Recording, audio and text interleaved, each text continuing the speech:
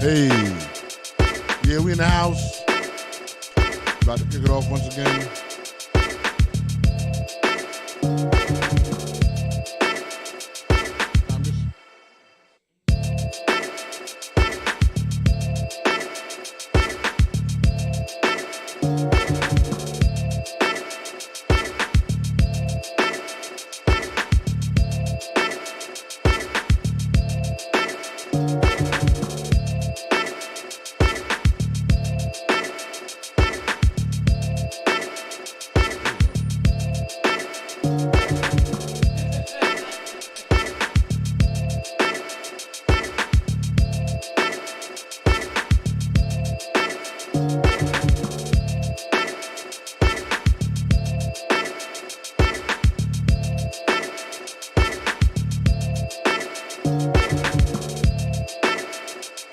Yeah, we in the house.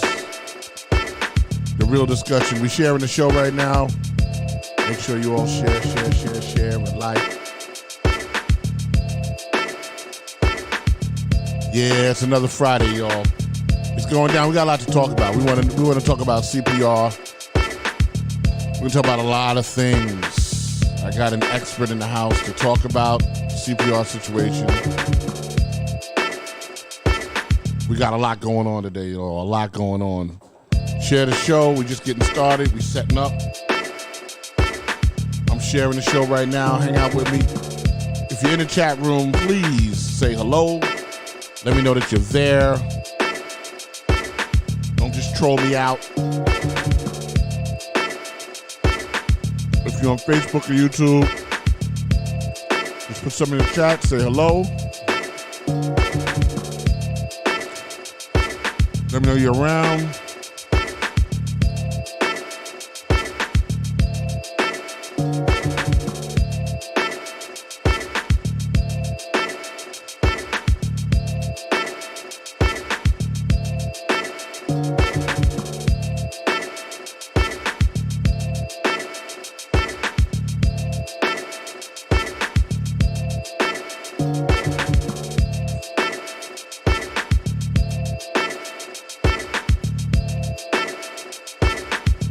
Sammy Ruiz, my man Rocky D's in the house. He's like, I'm here, all the way from Puerto Rico.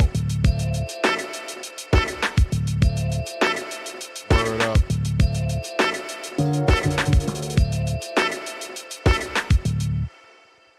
One more time for your mind, baby.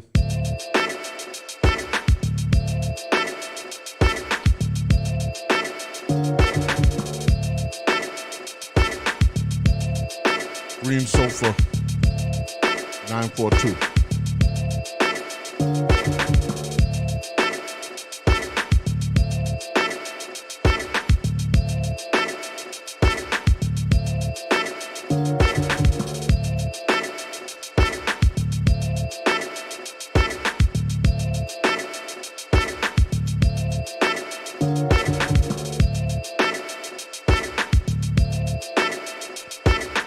Once again, share. I'm not around. I'm in Puerto Rico. I know you're in Puerto Rico, boy. I'm in Rocky D in Puerto Rico. We hanging out.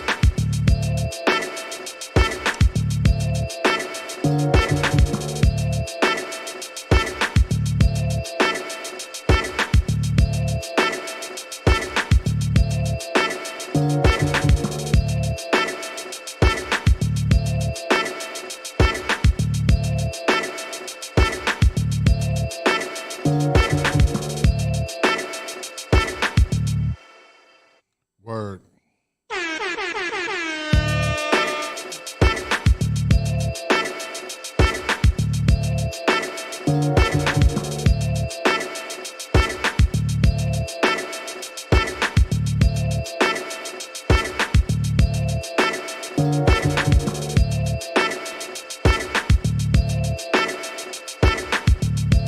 Sharing the show to Twitter today. If you're in the house, if you're tuning in, just tuning in, just drop in the chat. Let us know we're here.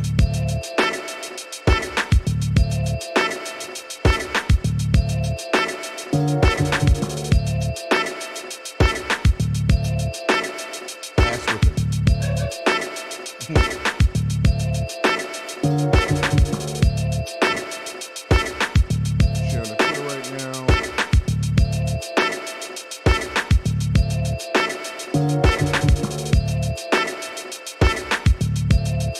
Once again, it's The Real Discussion. We ready to rock and roll.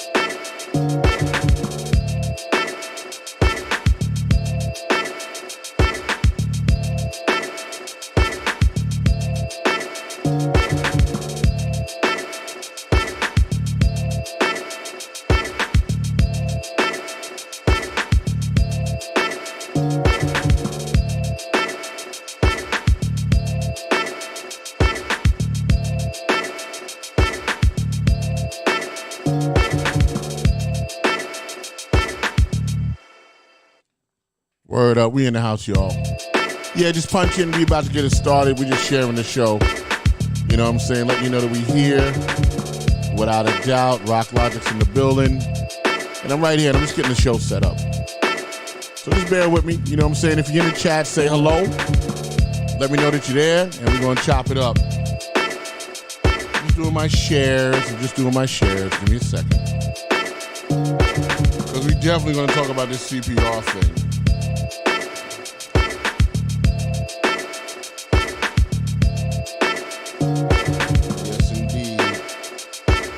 Getting some of my instructors in. Yo, what's up, Jeanette? Jeanette's in the house. Chinks is in the house. Word up. A lot going on. Have some fun.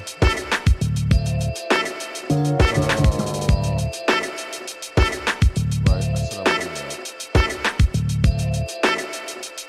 that. Big shout out to everybody up in Europe and all that. I see you.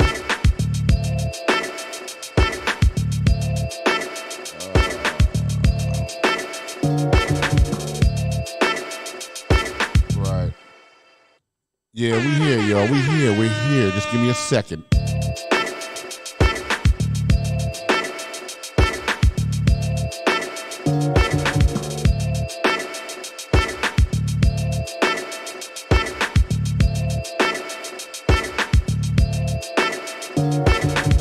Yo, what up, Tosh? Tosh in the building. Rock Logic's in the house. And we're going to get it going. My man Anthony's in the house. Cartier Class is in the house. My man Cardi's in the building. Once again, if you're in the chat, just say hello. Right. There you go. What's there? Black Joe Enterprise in the house. What up, Rock?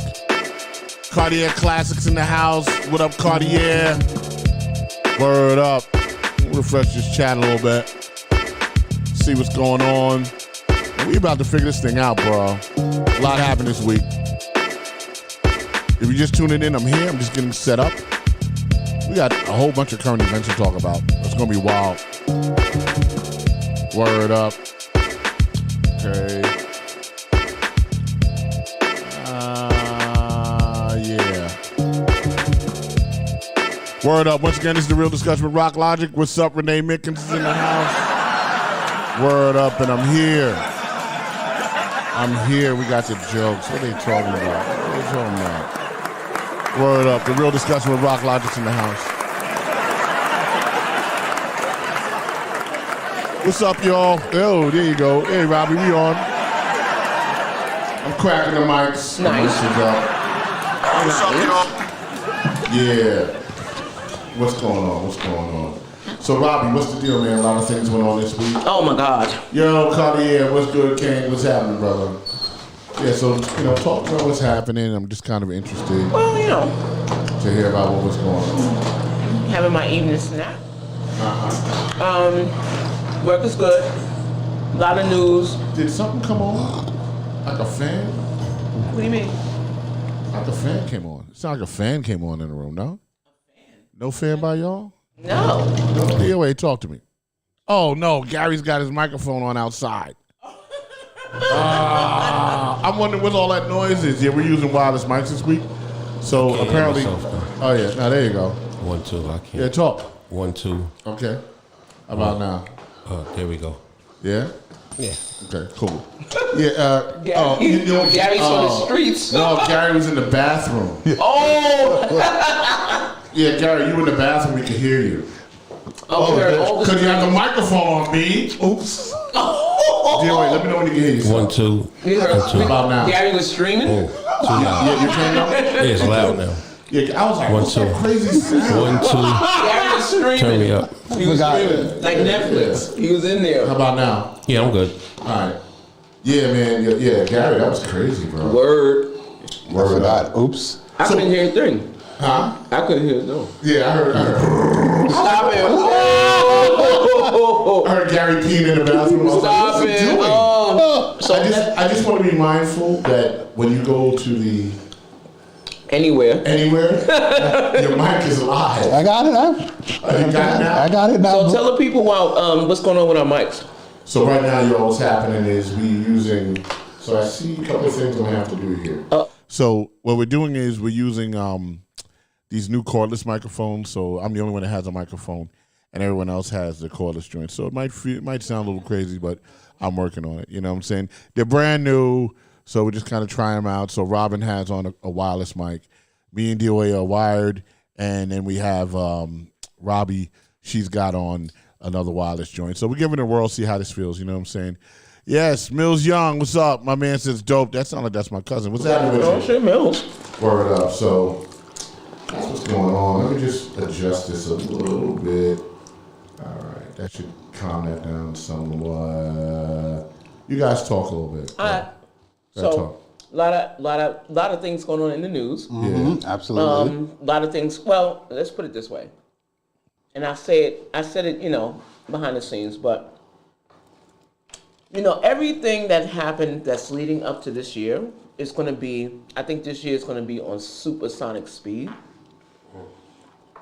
Everything's been closed down. Mm-hmm. There's been really a halt in everything. I mean, even now when I'm at work, I don't know about you, DOA, but at my regular job, everything's starting to speed up. I came in to my job during the pandemic, so things were kind of slow. And I was like, I'm rocking it, bro, rocking it. But now that everything is coming back, that's me. I'm like, what the hell is this? This is a lot of work. Yeah, welcome to the jungle. So I'm thinking if my small world has increased, then everybody else is on steroids right now. I mean, music, entertainment, steroids. Politics is on steroids right now. Today is the actual 2-year anniversary of the insurrection. Yes. Yeah. Okay. So they had, I saw the commendations that Joe Biden was giving out today to the service members who perform their duties on that day. A lot of things happening. A lot of things happening in the world. I can't wait to catch up with you guys to talk about it. All right, so I'm gonna get into it real quick. So obviously I had a birthday. I want to thank everybody that celebrated their birthday, my birthday with me, gave me all the wishes on Facebook. For a little bit of time though, I was actually locked out of my Facebook account. Oh my God. Again? So yeah. So what happened was people were like, Al hit me up. He's like, "Yo, you okay? Like, you alive?" Because a lot of people put stuff on Facebook to wish me, a happy birthday and all that. And I had to deal with that. Big shout out to Frank's Hot Dogs. Hold on, I told him I would do it tonight. Okay, yeah. Yeah, I told him I would advertise him on the show. Big plug. Yeah. Are they watching? Hanks, yeah. Big shout out to Frank's. I'm sorry, Hanks, Franks, and Lodi. Hopefully, I sent the text, so we'll see what's happening. But yeah, for sure, so I want to advertise them. But it was a good week.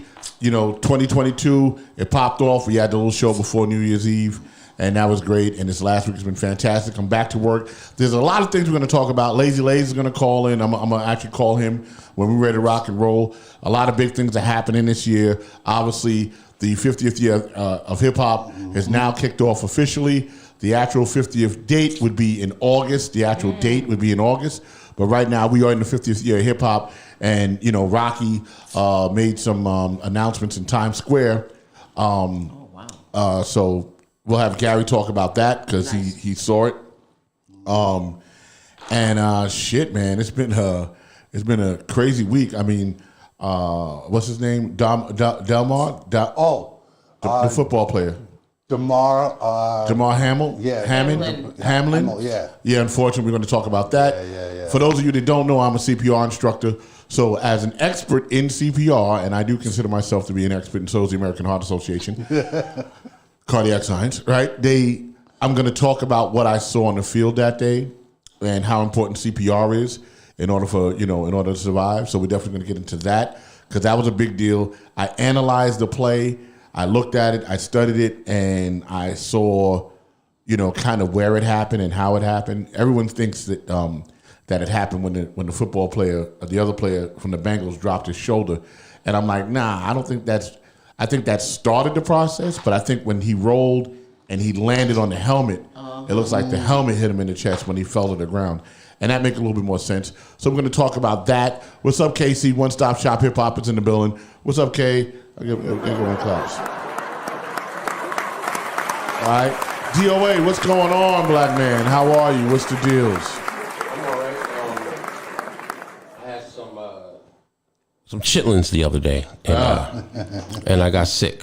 And I was trying to be on my young shit and reminisce and thought I can do it again. And no. I played myself. I wouldn't even recommend a crackhead to eat that shit. I have what they call shitlins.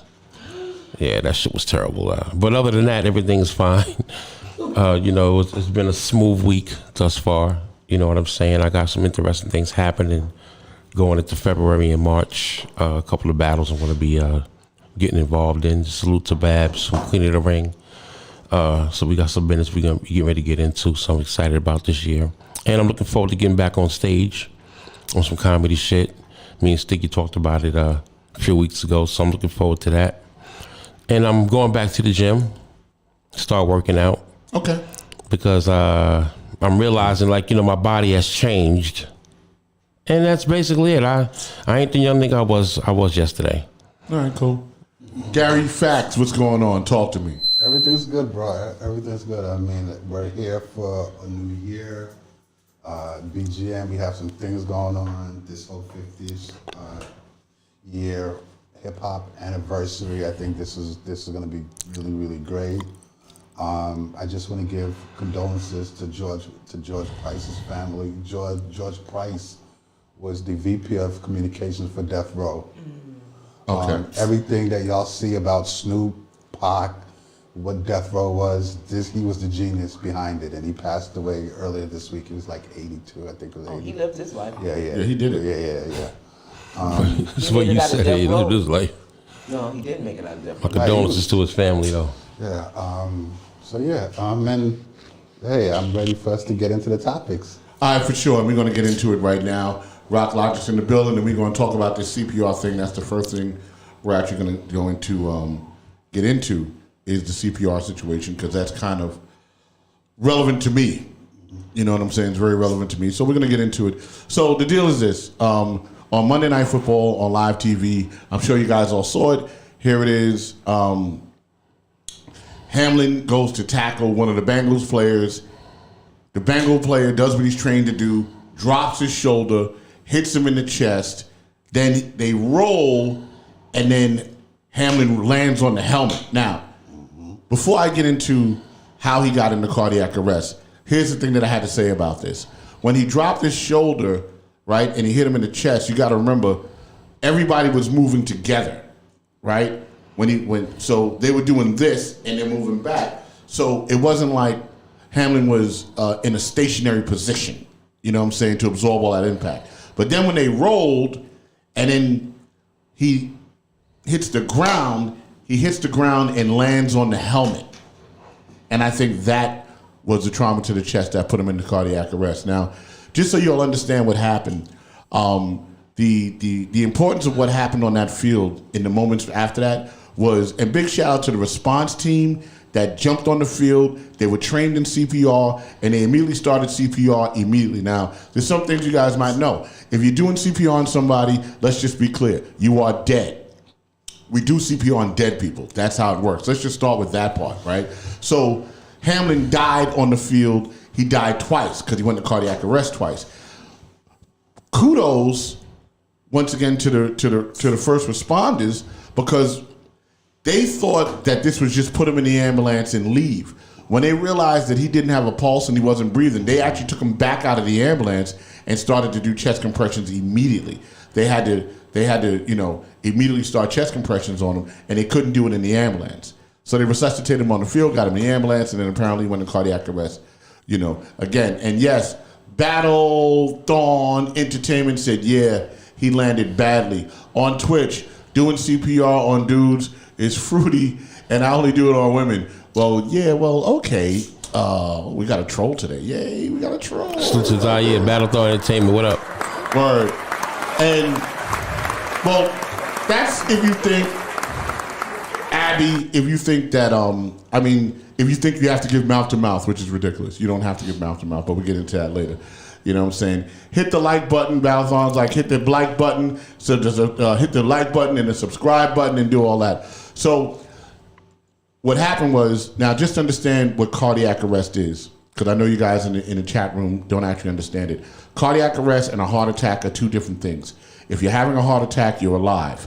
You don't die from heart attacks, or you can die from a heart attack, but you can have 1, 2, 3, 4, 5 heart attacks in your lifetime and never go into cardiac arrest. So all heart attacks don't kill you. That's a myth. Number 2, a heart attack can last for weeks.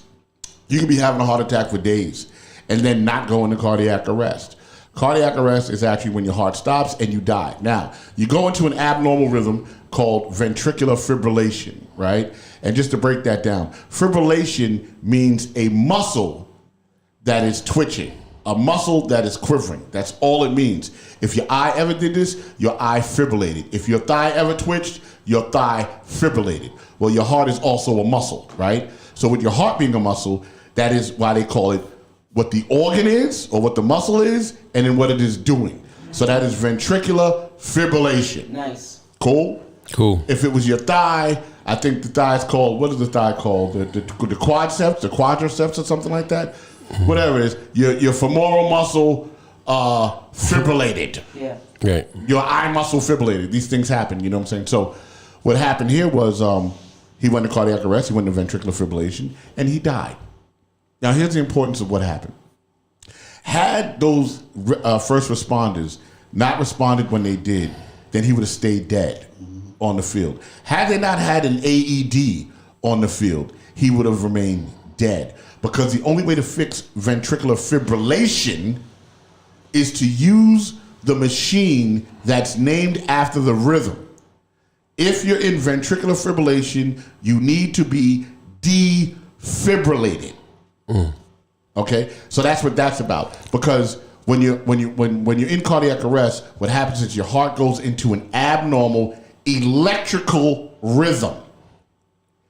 So we use electrical therapy or shock therapy to correct the electrical rhythm. That's why they do that. When they do chest compressions, they're not trying to bring him back. They're not trying to bring him back to life. What they're trying to do is they're trying to circulate blood so he doesn't become brain dead. Because brain death starts 4 to 6 minutes once you go into cardiac arrest. 6 to 12 minutes is when brain death becomes permanent. Now, the reason why he's starting to talk is because he fell into that 4 to 6 minutes of when brain death started. Oh, wow. Okay. But then they started to do the chest compressions on him, and they started circulating blood to the brain immediately. This is one of the reasons why it's so important that everybody needs to understand CPR and needs to do CPR. You have to understand, many times I go into homes. Many times I go into homes, and I'm going to speak to my urban community first. I'm going to talk to the black community first, right? We don't learn CPR. I was telling somebody that Because we today. always think they're going to save us. The paramedics is going to come and save us, right? Well, yeah, we're going to come. There's no doubt.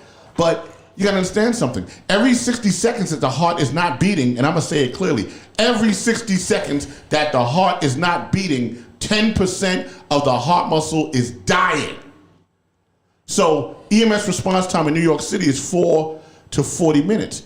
If I get there in 15 minutes, It's over. Gone. exactly. It's a wrap. You're gone. So we teach people CPR so that our troll says CPR is for the unhealthy. Well, I beg to differ, as Hamlin was very healthy. I'm just going to say that, and an athlete. Hamlin? But Hamlin was very healthy.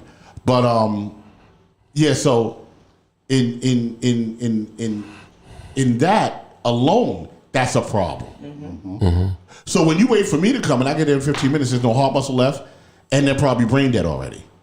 That's why everybody should know CPR. Don't think that the medics or the EMTs are going to come to save you, because that's not what's happening. Right. In other words, when you learn CPR, you are in a relationship with EMS. Yes. Right. You're giving me something to work with when I get there. I told my friend Right. that earlier. You know what I'm saying? Yeah. So, and I can remember something. It's such a sad story, really. Because I remember I was talking to Big Phil, and it was me, Big Phil, and Cap was on the phone. And this was before Cap died. Oh, that was my man. And Big this, Cat. and this is and this was early, right? And we were all doing like this little three-way. We were just chopping up. And I was saying to Phil at the time, I was like, "Listen, Phil," I was like, "Why don't y'all come take a CPR class?" I literally said that. I Wow. said it. I was like, "Come take a CPR class."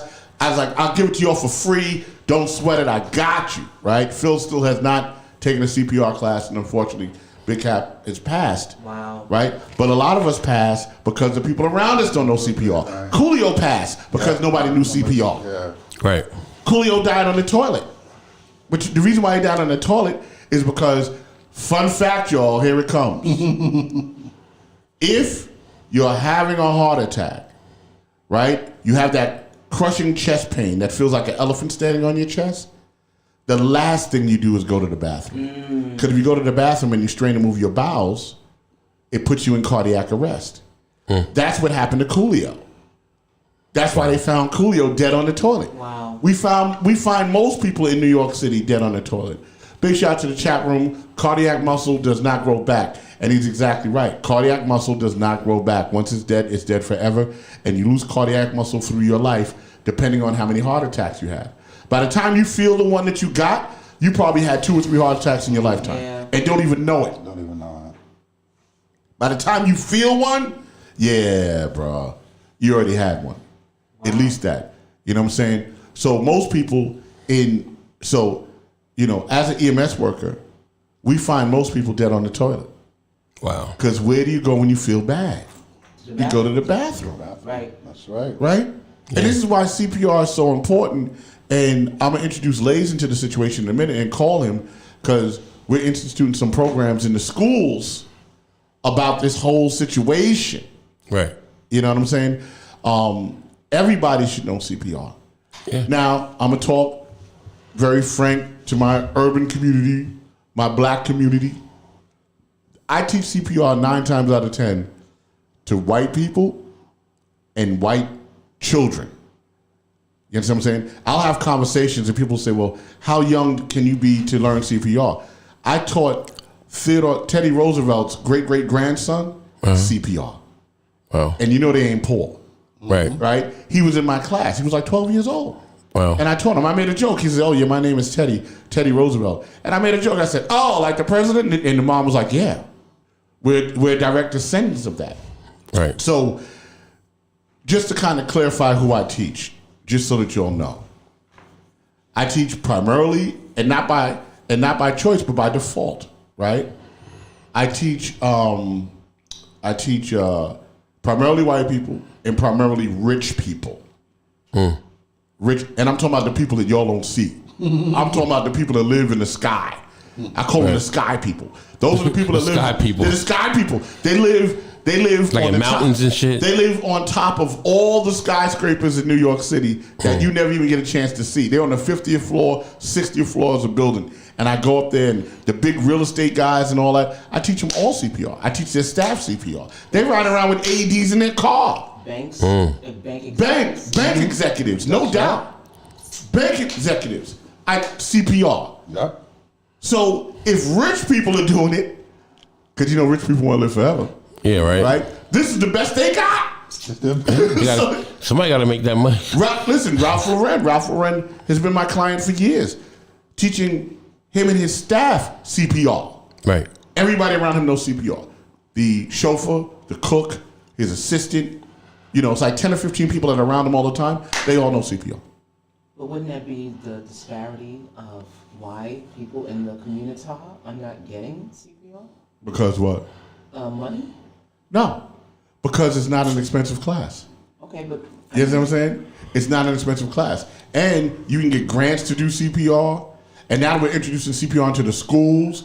They're getting it and the schools are paying for it. It's a wonderful thing. You know what I'm saying? There's churches that I've done that pooled their money together and paid for CPR for their community. Yeah. So there's different ways to get around to do it. But you got to understand something. If you can't spend somewhere between $85 or $100 for a CPR class, but you paying $200 for Jordans, money ain't really a problem. Or Yeezys. Yeah. Money ain't really a problem. So it's about priorities. Because it ain't that expensive. Well, speaking for the community, I would say, a lot of black men have problems going to the doctors anyway. You know what I'm saying? Just getting an annual physical.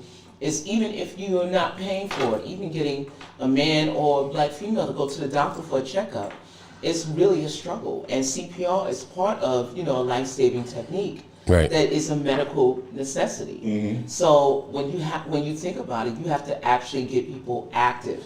And I think because of this young man's incident, he's the face of a young 24-year-old man who is like our children, like, people we see every day, our family.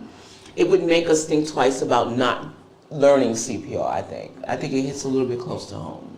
Absolutely. And unfortunately, I've seen it, many times.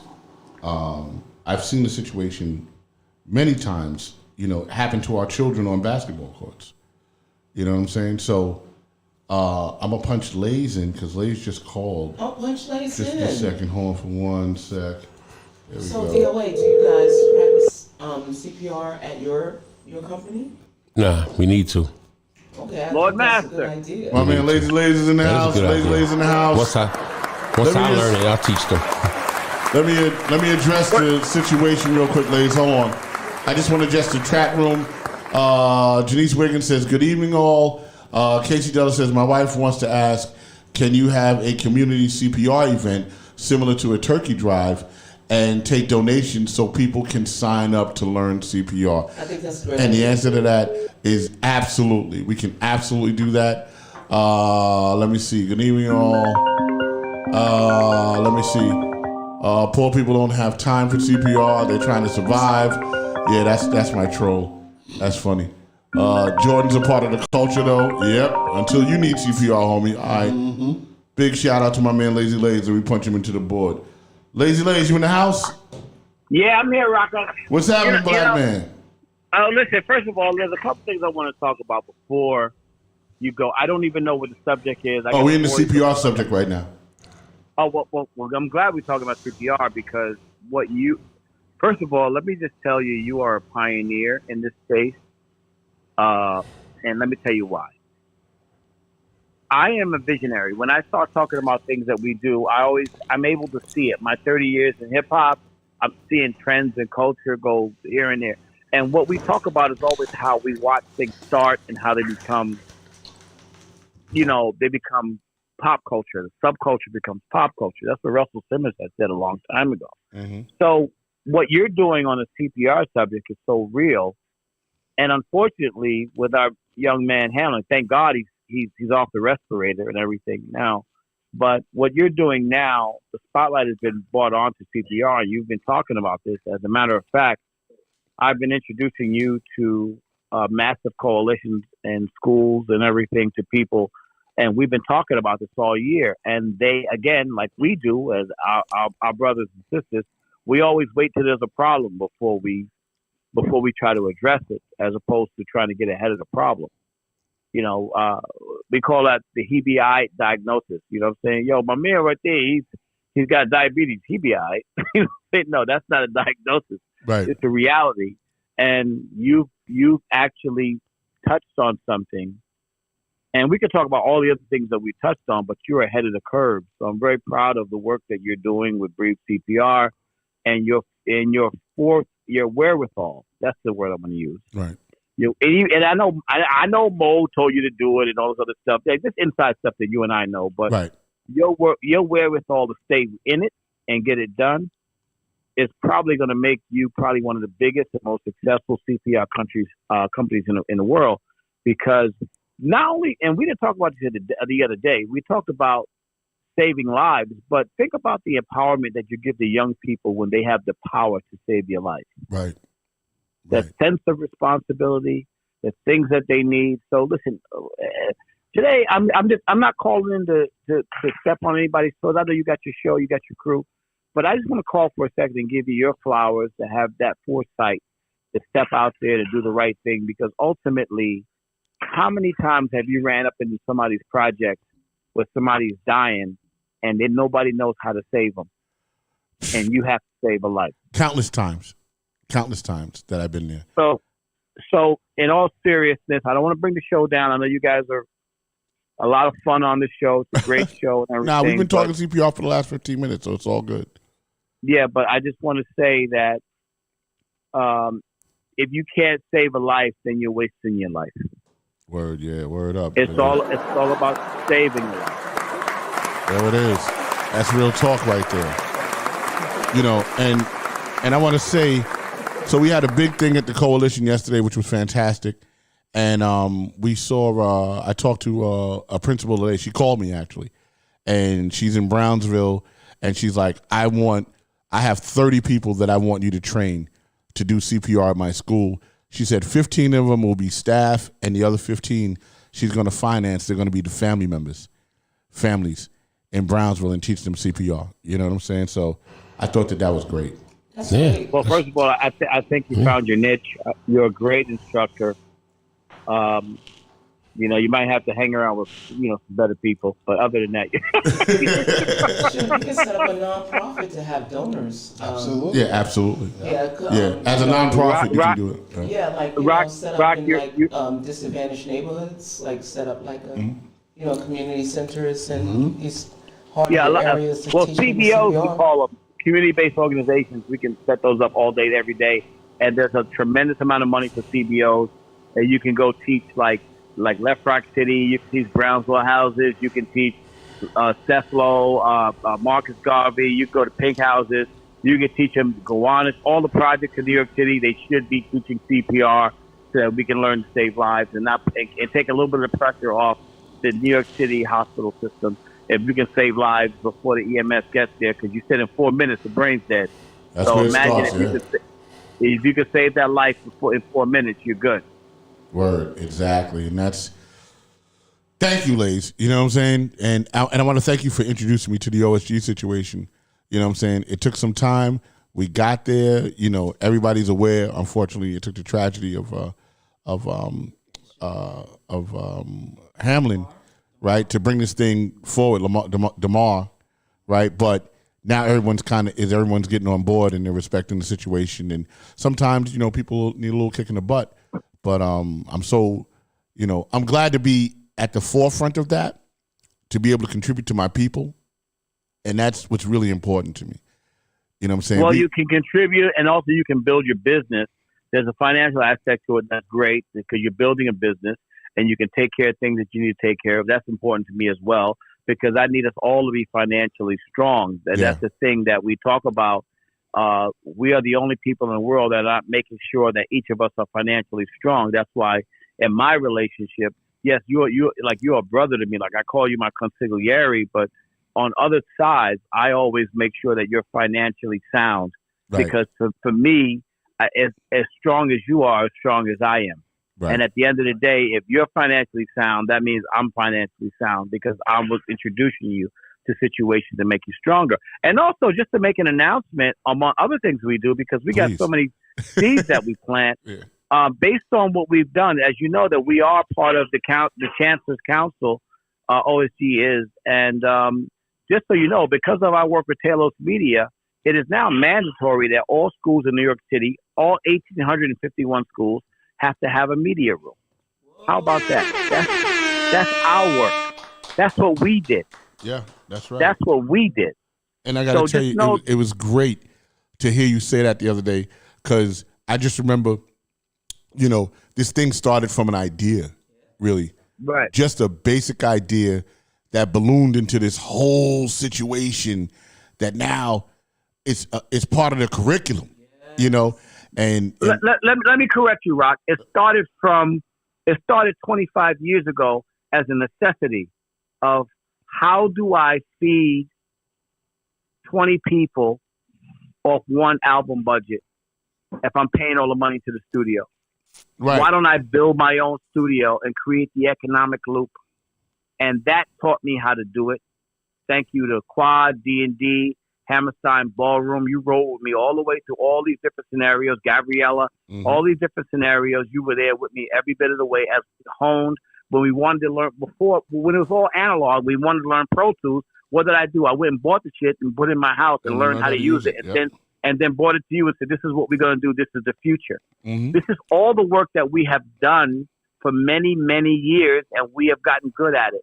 That's why we're the best. That's why in New York City, we are the best. And that's why we're good at what we do. And listen, at the end of the day, as much as I'm giving you flowers, I know that I'm an asshole. I know that I push you. But at the end of the day, because you are a great man and you are great. And I know that what's going to happen for you is even bigger than your imprint is amazing.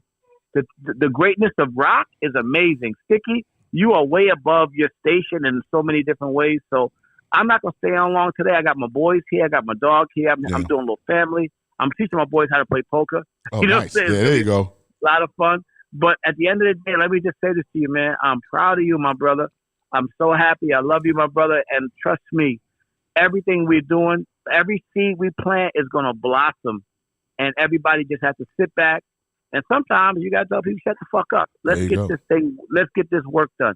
Yep. And we about this work, man. Real discussion. I love y'all. Y'all enjoy your night. Happy New Year to the Real Discussion crew out there. Word up. This your boy, Uncle Lace. Come see me in the morning. I love everybody. Let's have a good time. And we are saving lives. If you are not saving a life, you're wasting your life. I'm so still in that. Yeah. All right, bro. Y'all be good. All right, what? All right. My man, ladies, right there. No doubt. Fantastic. You know what I'm saying? And it's dope. He's always a great guest. Yeah, that's a lot. And I want to just address the chat room real quick. Casey said he said he'll help us do the 501c3. He said I'll help you register it. Tony Courtney says good evening, y'all. Renee Mickens says that's right. Get ahead of the curve. That's often power to save lives. Carlos remembers. Carlos is like, yeah, we were doing the Polo restaurant, Ralph's restaurant, twice a year. Yeah, I we was doing a big shout out to my man Amon. We coming to see you at Scar Pettis. Scar Pettis is an Italian restaurant downtown, and I met Amon actually in at the Polo. He was the manager of the Polo restaurant, and then we started kicking it. Now he's at a new restaurant, so I'm gonna come and see him. Yes, Carlos, there is an episode where I gave a CPR class online. There actually is an episode that we did. Too? Yeah, we did an episode. It was a time when Esther didn't show up. That's right. Yes, we do have. Remember that? Yes. And I brought the CPR mannequin, and it was sitting next to me. Oh, right. Yes. That's right. And she was the mannequin. Yeah, That's she right. was the mannequin. That's right. We did. We actually did. And you know what? I think I'm gonna do that again. That's right. Yeah. So next week, Yeah, everybody y'all, who wasn't in Yeah. used to bring the mannequin and sit and I'll sit in the chair. Yeah, that was the gag. That's how it started. Yeah. So That was the gag. next week, y'all, tell a friend, tell a friend, tell a friend. That's the I'm old gonna show. give a CPR class right here live on The Real Discussion. There you go. I'm gonna have the mannequin. I'm gonna have the AED. I'm gonna show you all how to do it, and you're gonna get the information right here on The Real Discussion for free next week And you at can be 8 o'clock. certified. Wow. And well, you can be certified if you come see me, because then you gotta pay me to get certified. Yeah. But it's yeah. He said that was the highest rated show of the year. Yeah, you're absolutely right. He saw it all. Casey said I seen it all. Yeah, so I'm gonna do a CPR class here next week.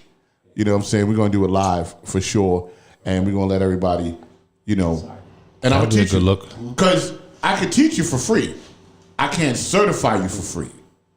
That's different. You got to pay for a certification. But I don't mind giving the information to my listeners for free.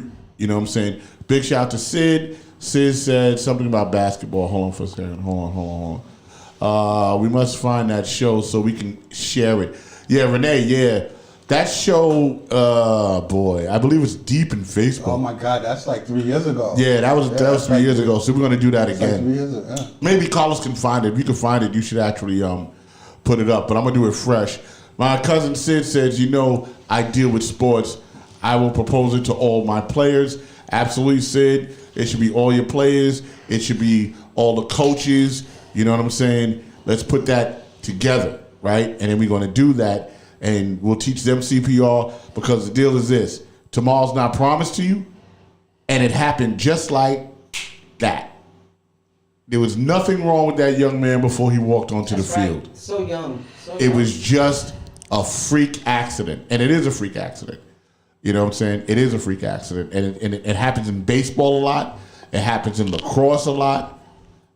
Anywhere where they have a hard ball. Right, Yeah. the soccer. Remember the guy dropped dead on the soccer field? It just happened. Something just happened the other day. Well, I'll tell you the crazy thing about that.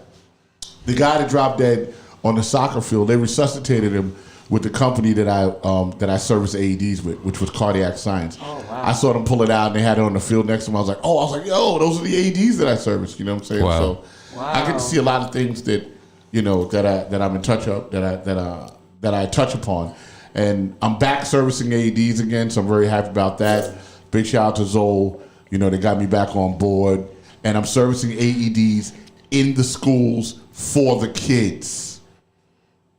I feel an honor in that, Amazing. you know, and I like the fact that I'm a part of that situation. Right. Because a few years ago, when I was a tech, a little girl, she was about 4 or 5 years old, and she dropped dead in her class.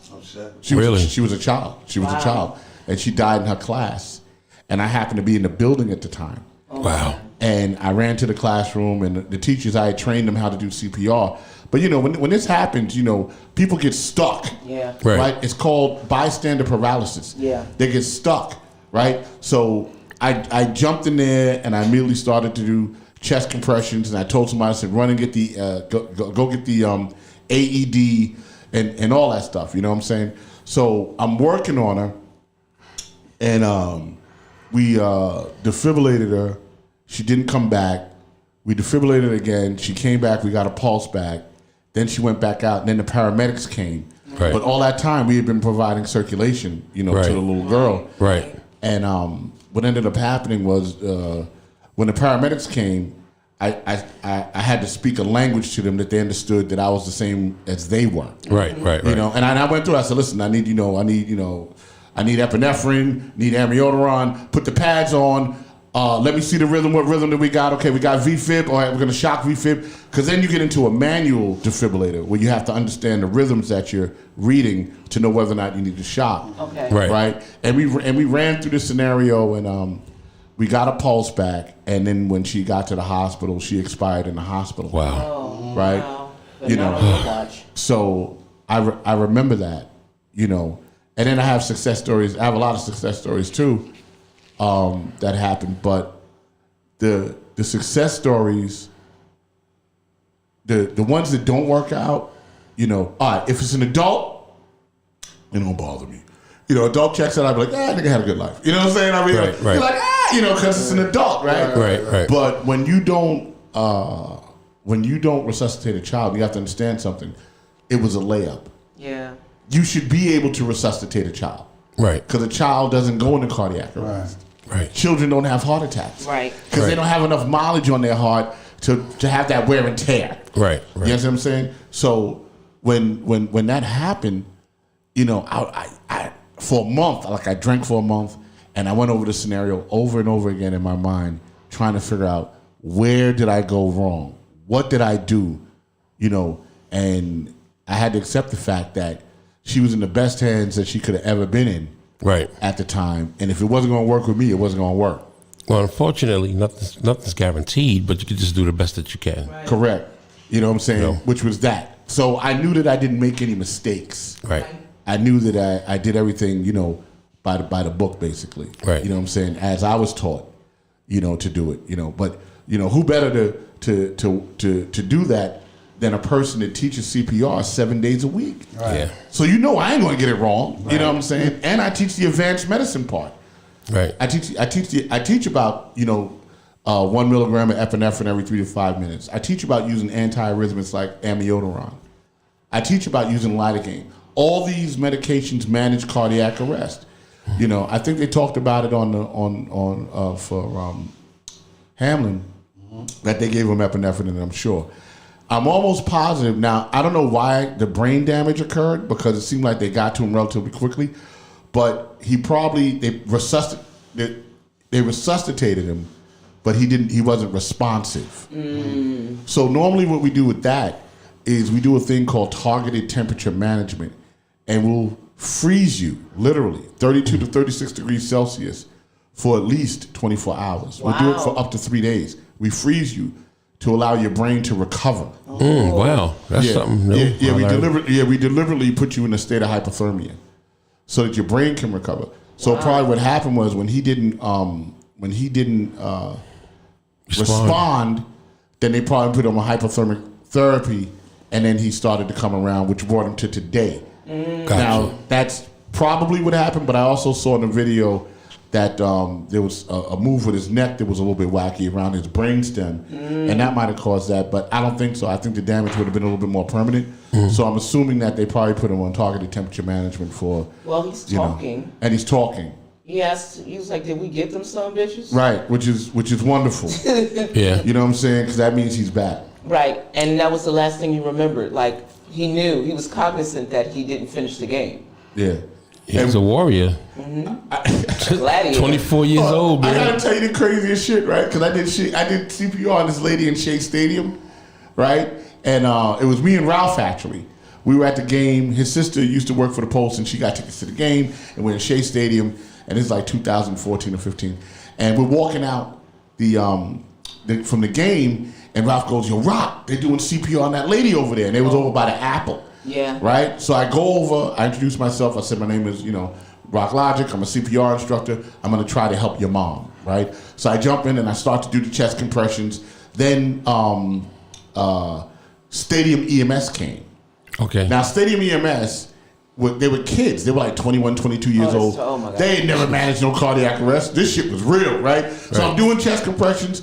They come, I go, "Listen, I'm tired from doing chest compressions. You take over chest compressions." One dude jumps on her, and he's doing the chest compressions mad fast, right? So just to let you know, faster is not better.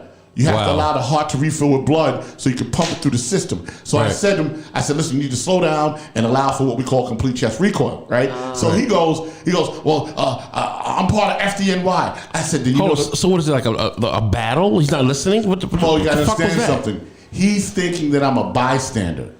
So he's not recognizing. He doesn't know what I am. Right. Because he wasn't there when I made the announcement. But it's really clear that you're telling him what he needs to do. And He's trying to pull rank. He's Right. like, you're a civilian. on somebody's life. Right. So I slowed him So down. who taught him? So I said, slow down, allow for complete chest. Once I gave him the language all the way, he understood. He's like, oh shit, okay. Okay, cool. I'm bugging. So it was a CPR battle. So then, right? So I have the ambu bag, that bag you bag him with. So the other guy has the bag, and he looks at it, and he doesn't know how to put the shit together. I'm fucking done. So I grabbed the bag. I said, "Give me the fucking bag, bro." So I take the bag, open it up, and then I do this. The other EMS worker who was there, and it was a female. She goes, "Where do I put the pads for the AED?" I said, "You can't." What? I swear to you, I can't make this up. Ralph will tell you. 'Cause Ralph was CPR there. goes wrong and shit. Listen, Ralph will tell you because Ralph was there, right? So I put the pads on her. Everyone stands clear, and it says no shock advised. But she's still unresponsive. She's still not breathing, and she still doesn't have a pulse. So just to explain something to you, why that would happen, right? The AED will not shock a flat line. Oh. If you have no electrical activity, an AED doesn't shock a flat line. That's not what electrical therapy is about. Exactly. Even if we have a manual defibrillator, we don't shock flat lines because it doesn't create electrical activity. It fixes bad electrical activity. Right. It's got to be something going on. So when that announcement came, I said, oh shit, I said, she's fucking super dead. You know what I'm saying? So we doing the chest compressions, we're going, and I give her the breath, and then all of a sudden her eyes open up. And I was like, thank God. Wow. So then I said, so now you have to check to make sure that they're alert and orientated. So I said, ma'am, what's your name? And she said her name was Mary. And I said, Mary, do you know where you are? And she said, I'm at Shea Stadium. Wow. I said, do you know what year it is? And she said it was 2016 or 15 or whatever the year was. And then she looked up at me and she said, I have a question for you. And I said, yeah. I said, Mary, what's up? She said, are you wearing a Yankee cap? Oh shit. And I said, yes, I am, Mary. She said, you're a Yankee fan? Oh my God, you should have let me die. Yeah. So That's some funny shit. I turned to the son, I'm like, does your mother talk like that? He's like, yep, she's a big Yankee hater. And That's some funny shit. she was sarcastic as fuck. And I started laughing. We all started crying and shit, the whole thing. Cops were hugging me and they were like, oh, thank God you were here. You took control. But you're in command. when somebody comes back like that, Yeah. you know what I'm saying? That's kind of a big deal. Because a lot of times, unfortunately, like what you saw with Hamlin, he didn't come back like that. Yeah. No. She came back and she was on it, snappy. bro. And she hated the Yankees, bro. She was like, die, let me die. So, She was white? yeah, absolutely. I thought she was gonna say, oh shit, I'm in a black heaven or some shit. Like, Jesus, is that you? Word. You know what I'm saying? Is that you, Jesus? Is that you? You're like, yeah, it's me. Damn, Jesus is black. Jesus is a Yankee fan? I'm here, y'all. Yeah, so just once again, y'all, tell your friends to tune in and all that. Carlos said he's looking for the video. Hit the like and subscribe. Yeah. Guys, if you're online, hit the like and subscribe button. They're going to hit the video. So what else we got going on in the world, champs? Talk about it, Gary. Well, Gary Fax is on. I just wanted to add in, I think that it's, I guess with this situation, we all get to see about CPR and more people want to learn, which is great. Right. Obviously something like this shouldn't have happened, but I just want to address the other end in terms of the players and the owners. This guy was 24 years old. He had a guaranteed, like, I thought he had like $1 million contract, a multi-billion-dollar contract, and it wasn't even that. Right. He had a guaranteed $100,000 contract with another $800,000. Wow. So now, what I wind up finding out is that when it comes to players and disability and health, the last collective bargaining agreement that they got, all of that got cut. Mm-hmm. Like that's some BS. Like, I mean, these owners, like, they're billionaires. And I'm not talking about just 1 billion or 2 billion. They're multi-billionaires. Yeah. So there needs to be some type of major salary guarantee and even health guarantee, right, for these players. Absolutely. Like, you know, this guy probably may never play again. Yeah, I agree with that. This is some bullshit. 100%. Like, he may never play again. Yeah, this, I Like- think, other than hockey, this is the most brutal contact sport. I mean, people are putting their bodies on the line. That's what I'm saying, right? This is like, how do you have to take care of your players. Yeah. And the players union, now after seeing this, I got a problem with them because y'all gonna cut the disability benefits and the health benefits and talk about, you know, we come into the, like, fuck that. Like, Right. look what just happened. Right. And Alright. if something would have done. happened to him, go ahead, DOA. Tell the truth. Let it out, Gary. Shit. No, because I'm that. saying they don't have a guarantee. They're not right. Like, And if something happens to them, they have nothing to pass on to the children. That's right. Nothing. And a lot of these players died. I mean, considering all the greats in the past, you know, a lot of the players after they died, turns out, you know, you can only check for CTE after a person has died. Yeah. And 9 times out of 10, that is what's happening to these players. So they are at risk. I mean, big risk. And seeing this happen, as far as a heart attack is concerned, this is alarming. Very to much say the so. least. Right. It is very, very much so. So I think just from these young players and their, you know, I think they from a business standpoint, they need to look at this more seriously, that when their agents is going in to negotiate, it's like, yo, Right. you want some serious guarantees here. Yeah, but I think the players have an equal chance to stand up and demand it from the owners. Well, now I think You know, this, I don't know if they can, but I mean, they all should get together and like strike or something. they got to do something, because that thoughts and prayers shit from the owners is bullshit. Yeah, it's absolutely sad. This is a very Like, sad the occasion. dude that owns the Bills, he's $6 billion. Yeah. Yeah, that's what Casey Look at said. your face. Come on. Yeah, that's what Casey Like, said. don't get me started. I mean, they got the money, but you know, unfortunately, you know. But they run it like a plantation. This is what I'm exactly. This is what it is, and this is what they signed up for. So Nah, they I mean, got to like- fight for it. Well, they got it. These agents, you know, I think, you know, when they come in to negotiate the contracts, it's what the agents negotiate. Right. And I think that what happens, sometimes these kids come out of college and they see more money that they never Right. seen before. Right. So nobody's thinking, oh, one day I'm gonna, I don't know, Right. get hurt, Get harmed, yeah. or something like that. And even if you sign for $5 million, that's no money. Yeah. Like, you get hurt, that money's gone. Right. Because all the medical bills are going to get swallowed up by right. money anyway. But here's the deal. These coaches recruit these kids. They watch them in high school, and I hate to say it, but it's the same old bullshit story about how the parents were disadvantaged, and then the coach will come. They'll basically seduce the mom with, oh, he's got potential. We can take him far. At no point has the mom or anybody been educated in what is the risks when this kid Exactly. goes pro, and what is the likelihood that you got static. I'm gonna keep talking. That was me. How? It's always Gary. Right. No. It's always that bullshit story about how the family's poor. The coach brings him in, takes him in, and then coaches him through high school. They get recruited. And at that level, like CPR, right? I think it should be mandatory for kids to be educated about contracts, terms and conditions, business, analytics, things like that. I agree. Totally. It's not just about the plays on the field, because football, number one, is a business.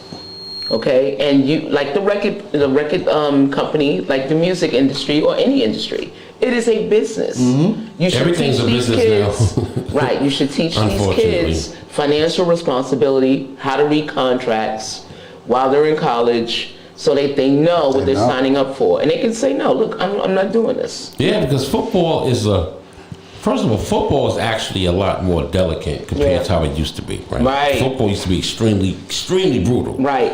They got better uniforms now. And this is what they sign up for. Yeah. I mean, nothing's guaranteed. You know, you can play basketball, do a layup, and get all the time. True. I think, though, that this particular incident with this young man, I mean, and I got to put a little conspiracy turn on it, because I was talking to Rock about it, and it's not a secret, you know.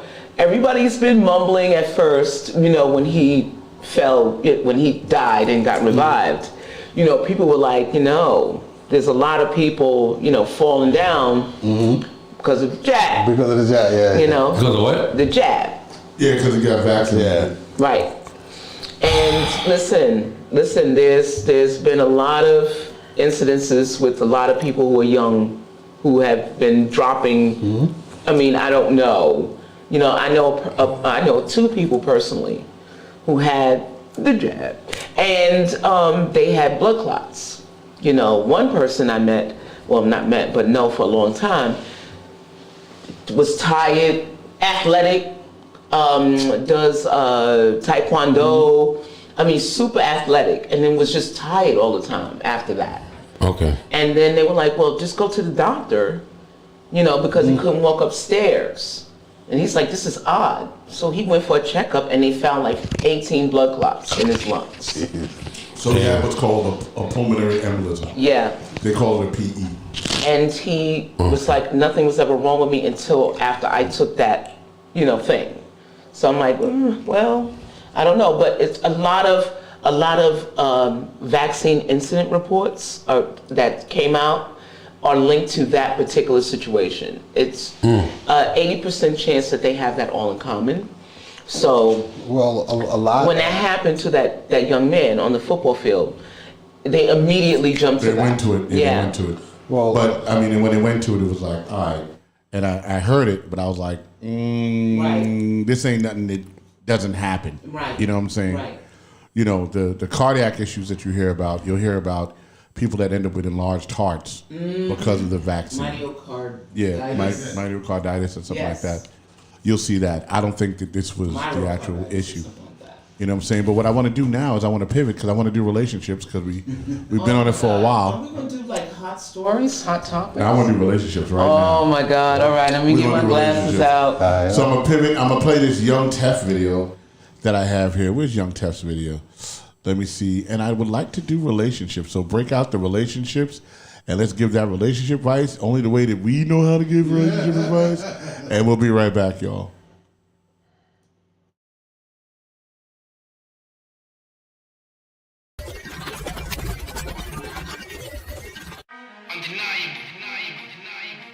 Yeah.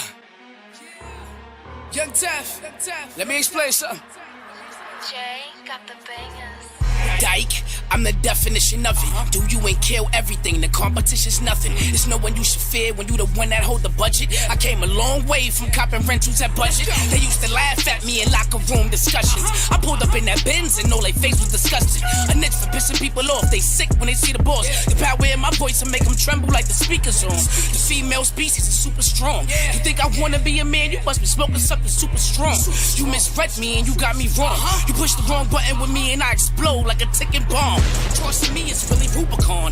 I'll get you turned into an image that don't exist like a unicorn. I'm Leonidas with 300 strong, and I only fear God, so understand the time I'm on.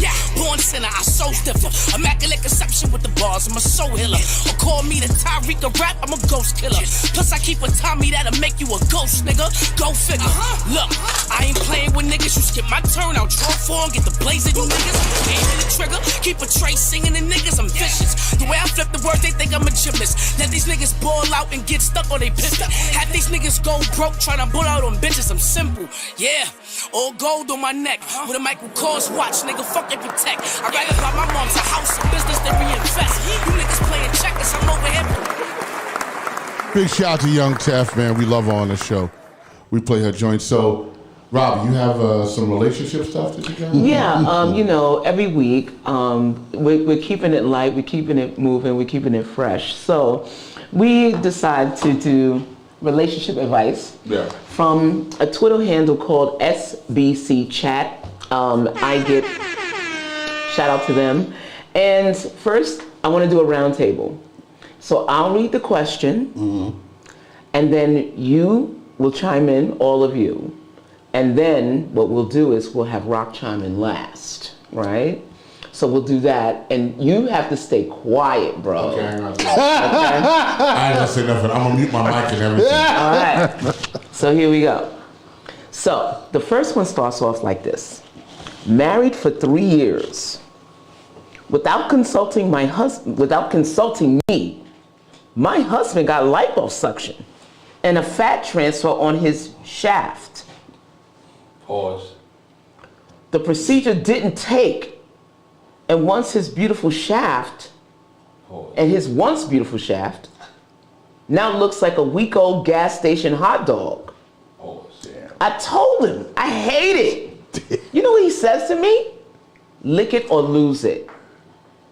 Advice? Wow. I know I can't say that, but go ahead. Wow. So we'll send that over to Gary. Gary, let's go. Gary, how do you feel about the lick it or lose it situation Wow. with the liposuction in the Bozak? I mean, if they've been married, like, he should have talked to her about it. I mean, I think that, you know, when you're a married couple, you know, you don't just go and get cosmetic surgery Right. and not tell your partner. I think that it's respectful. I think it's the right thing to do to discuss with your partner if you're gonna go get plastic surgery or you get any type of enhancements. That's true. So for him to go do this, I mean, I'm like, that's really messed up. I mean, I think that clearly the relationship is over. All right. So it's done. All right. The relationship Lick is it done. or lose it. She's done. She's not. An old gas station hot dog. Because she's turned off. Like, she's turned off. I mean, if it's all, you know. If she called it a gas station hot dog, so she's turned off. Ain't no sex happening. It's over. It's probably a different color and all that. DOA, what do you have to say about this? First of all, this whole shit is pause. All right. Everything's pause about this whole shit. Pause, pause, super pause, pause. Pause like a motherfucker. I'm not gonna sit here and talk about somebody's pause. Facts. You don't have to be subjected to Pause. that. Okay. So I'm gonna tell you my opinion. First of all, they've only been married for 3 years. I don't know how long they've been dating. And why would the man, the husband, now, we all know, you know, women get BBLs all the time. They get fat transfers. But what was going on with the husband that he felt insecure about his Johnson, that he felt he needed to get fat transferred down to that area? I heard it's picking up steam. Men are getting like stents or whatever. Right. But this is gone too far. It's gone too far. Well, I will say this. Obviously, he ain't a brother. Oh, we don't know it. We don't know. You know, the brothers, we got that problem, right, Rock? We good. First of all, You know what I mean? we're Right, not Gary? even gonna do all that Right, Gary? liposuction We shit. good. You know what I'm saying? We good over here. You know what I mean? So We're not doing liposuction. All right, I'm not going to get your comment yet. Okay. Because we got a couple more to go. We're going to keep this round table. Okay. Okay, the second one is, okay. we married in Jamaica. It was just us, not our fam, right? So it was just the husband and wife. My mother-in-law was pissed that we didn't pay her way. She visits my husband often when I'm at work. Uh-oh. And she brings his ex to the house. The ex still sends nudes. Hubby thinks I'm being insecure and petty. Advice? What's the advice? Gary.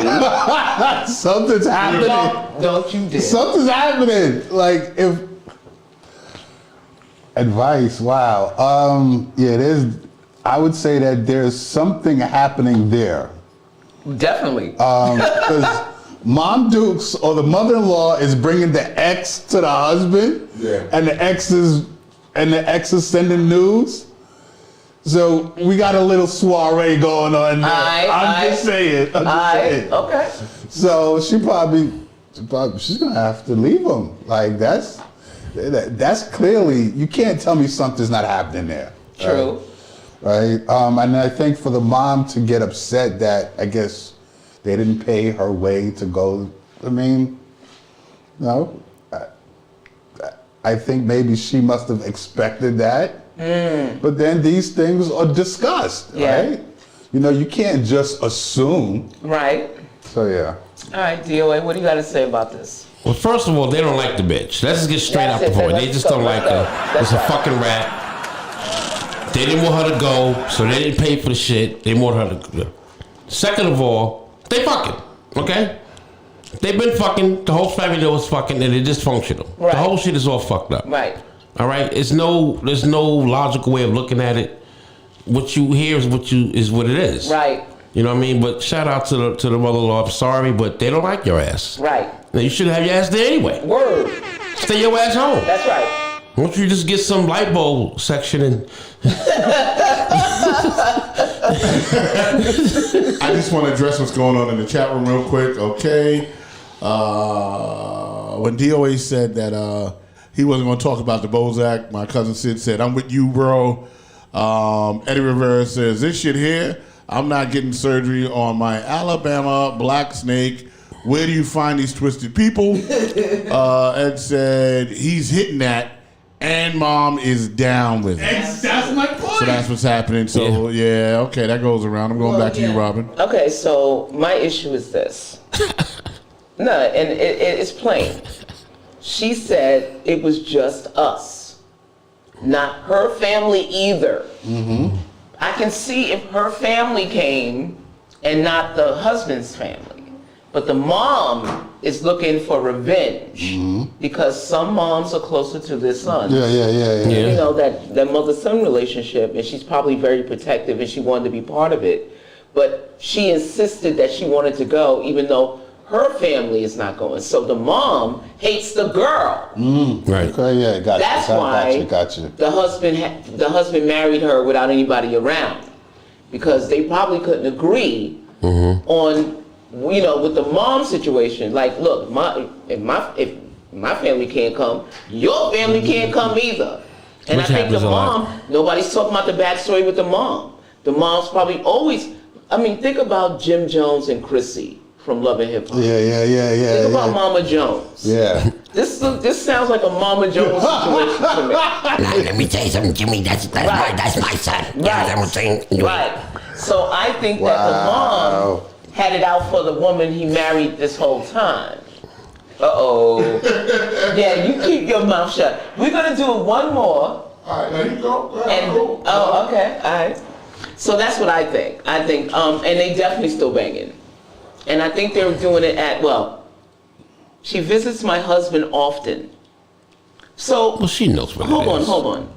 When she's at work, Come on, man. That's I'm throwing hands. I'm sorry. Somebody getting their ass whooped. Everybody getting their ass whooped. No, but that's so how she allowed that shit. Sick day off. She's with the shit. She knows what's going on. I'm gonna take a sick day off, Ass whipping. and I'm gonna hide in the basement or a closet or something to see what's going on. That's still not gonna stop them from I don't fucking. get it. Everybody I'm getting their sick. ass whooped. I'm sorry. And they're Mama gonna keep, too. and they're gonna She keep get it fucking, all. and She they're get it gonna all. keep all fucking. Yeah, that's fine. Smoking a cigar. But if she gonna get her shit off, I'm getting my shit off too. Smoking a Your cigar and ass I'm getting sipping. Whooped. Fuck with me, ass. They both gotta get whipped though. Oh, everybody in the house getting whooped. Even I the mean, dog. moving some fucking The furniture. dog there too. He watched it. I think he's You holding gonna fuck the dog? Don't fuck the dog up. Fuck the dog up. I kick What if his it's a ass. Shih Tzu? You gonna fuck up a little Yes, dog? I don't give a damn what breed of dog it is. Poor dog. He watched it. He didn't tell me. Rest in peace, He though. didn't bark. He's supposed to be communicating with me. Rest in peace, to Old Yeller. All right. Advice question number 3. I was with Pam for 7 years. Oh, say that again. You was what? This is someone saying They was what? they were with Pam. Oh, with Pam. I was with Pam for 7 years. Okay. They got 3 kids together. And I wanted to move on. In 2020, I moved in with my other woman, Tiffany, and cut them off. Tiff just gave birth to another man's baby, and I've got to go. I reached out to Pam and my kids, but they don't respond. I really effed up. Advice? He fucked up. Like, Oh, you, Gary. oh, wow. Is this part of BDSM life? I'm just asking. Nah. So go ahead, deal with the question. Go. he definitely messed up.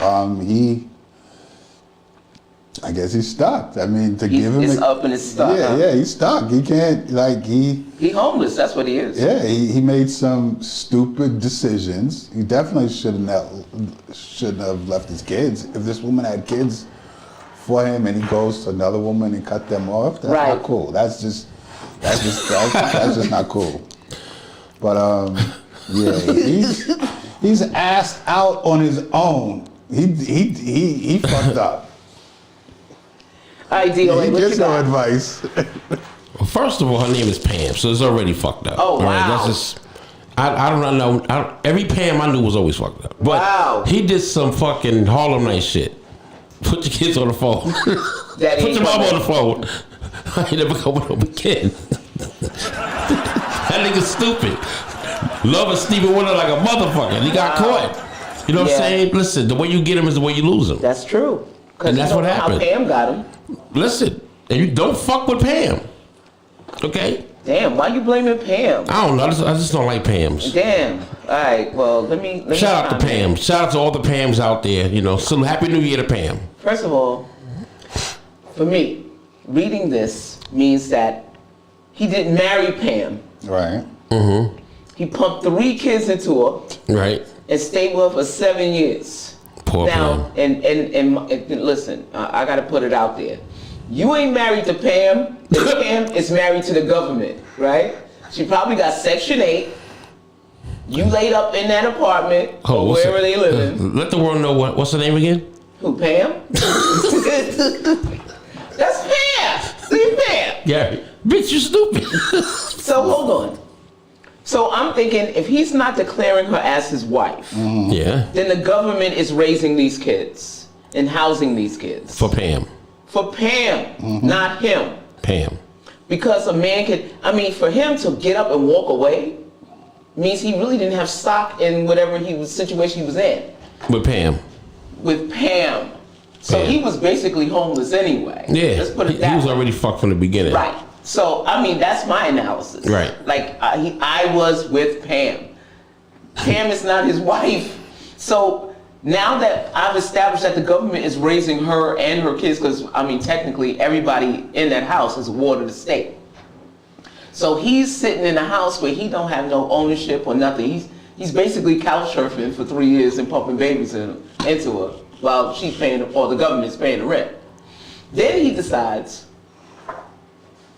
I moved in with he got tired. He wanted to move on. From Pam. Man. He wanted to move on. Because now he's like, you know what? 7 years, I got this, I'm a monkey bar to like Tiffany. Mm-hmm. She probably got her own place. Well, she does. Because clearly, she just gave birth to another man's baby and told him he got to go. You know that beat?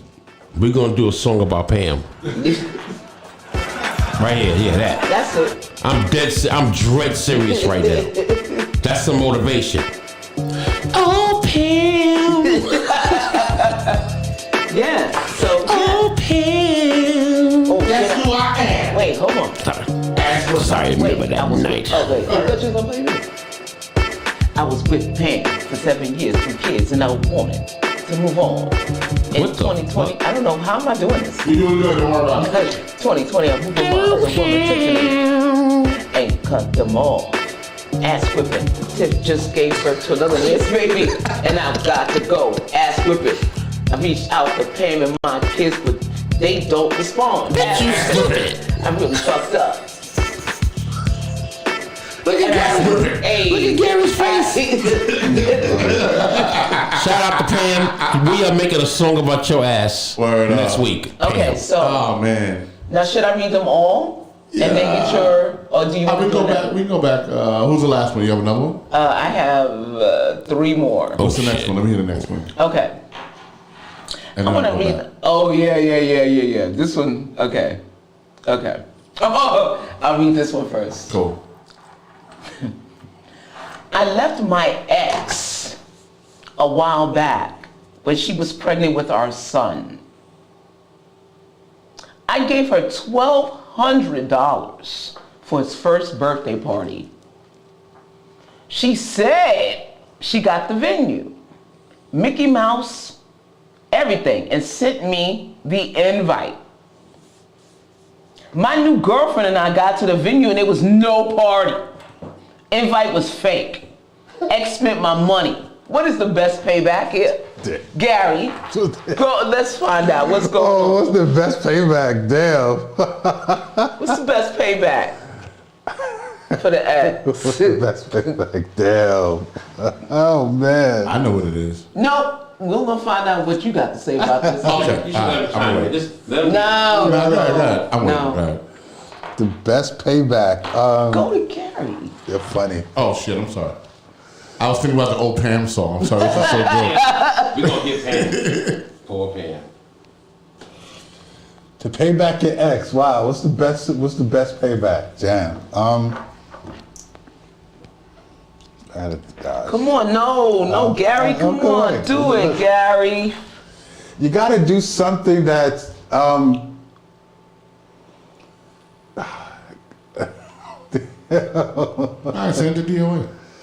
Go ahead, DOA. Go ahead. What's the best payback because there was no party? Yeah, And she gave him $1,200. he gave her $1,200. Yeah, and she invited him with a fake invite. With a fake invite. Right. I don't know, man. There's really no way to just pay back. I mean, what I would... Nah, I ain't gonna say that. Because I'm mean. I could be a mean... No, be motherfucker. mean. Do it. I don't know. I would send out a bunch of emails saying that the bitch got AIDS. Damn. Okay, that's Oh, mean. okay. Yeah, that's just mean. Say that, Yo, bro. say that she got AIDS. Boo. I was sitting, look at Gary. I was, and her real name is Pam. That's what I would do. That's what I would do. All right, Gary. So, come on. Thought about it? Yo, DOA, you know what the best payback is? Don't you? Oh, Pam! Bitch, you stupid. Oh, and you ain't got no man. Ass whooping. Oh, Pam! That's who I am. You go, Pam, Pam, Pam. I'm sorry. Pam, Pam, Pam. That nigga did the good time shit on that shit. I mean, I would do like. I think that was real fucked up. I'd probably just file for custody and take the kid. Okay. That's fair. That's cool. I mean, All right. So you want me to break it down? Go right ahead. Go ahead. Go Okay. ahead. And then I'm gonna backtrack to the other ones. I'm gonna do this one and go backwards. All right, that's fine. All right. So he said he left his ex while she was pregnant, right, with their son. So apparently he walked out on her while she was in her most vulnerable state. Oh, okay. Now, she probably just held on to that shit like, I can't believe this shit, you know, whatever.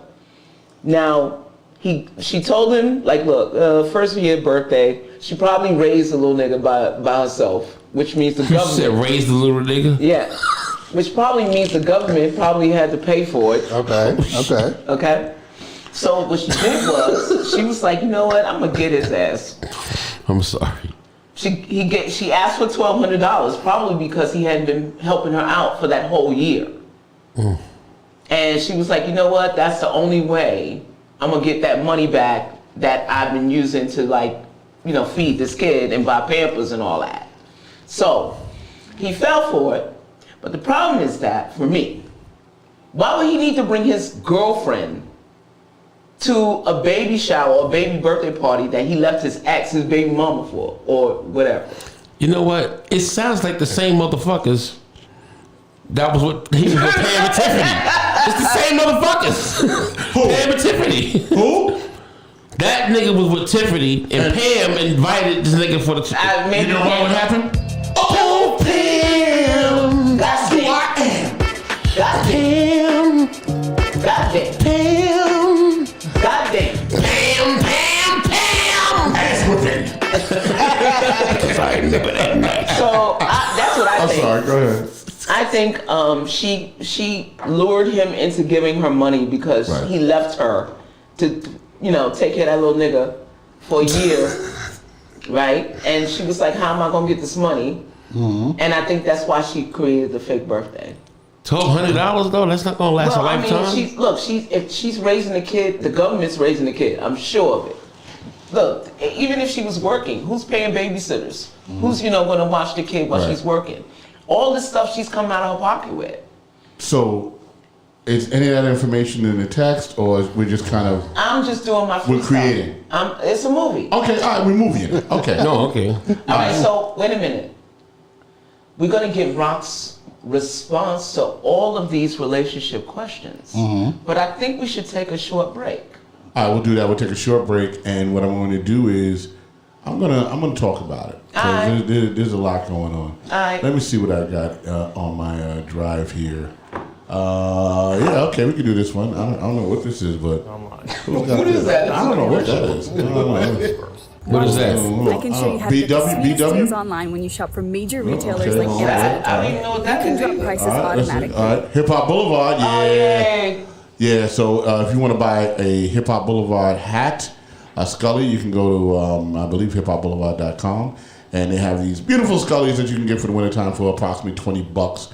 Make sure you reach out to my man Al Pizarro about that if you need a Hip Hop Boulevard Scully. They look really good. I'm going to get one from Al. Yeah, I think that's nice for the winter. Yeah, that's That's kinda really, good. quality. Yeah, that's hot. It's stitching. Look at the stitching. Yeah, I would wear that shit. Yeah, me too. Yeah, without that, I like that. Let me see what this BW thing is. What is this? What is that?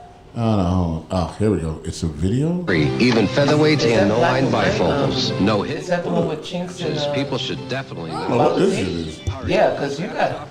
Yo, you're Oh, crazy. wait, what's that? You're crazy. Oh, here we go. Oh, Barbara Walters. Oh, yeah, okay. From when Barbara died. Oh, That's yeah, what that Barbara is. Walters, Yeah. D-Way, you have a flyer here. Oh, no, we did that already, too. Okay, so you know what I'm going to do?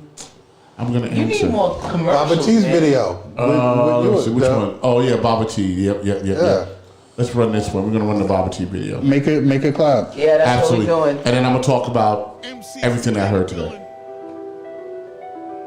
Baba T in the building. Australia, Zora. New York City, collabo. We gonna make it right like this.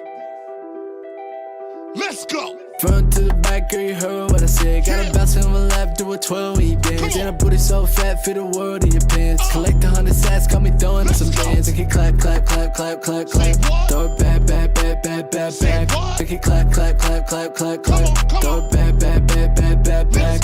Front to the back, girl, you heard what I said. Got a bounce in my lap, do a 12 when you dance. And a booty so fat, fit the world in your pants. Collect 100 sats, call me throwing up some bands. Make it clap, clap, clap, clap, clap, clap. Throw it back, back, back, back, back, back. Make it clap, clap, clap, clap, clap, clap.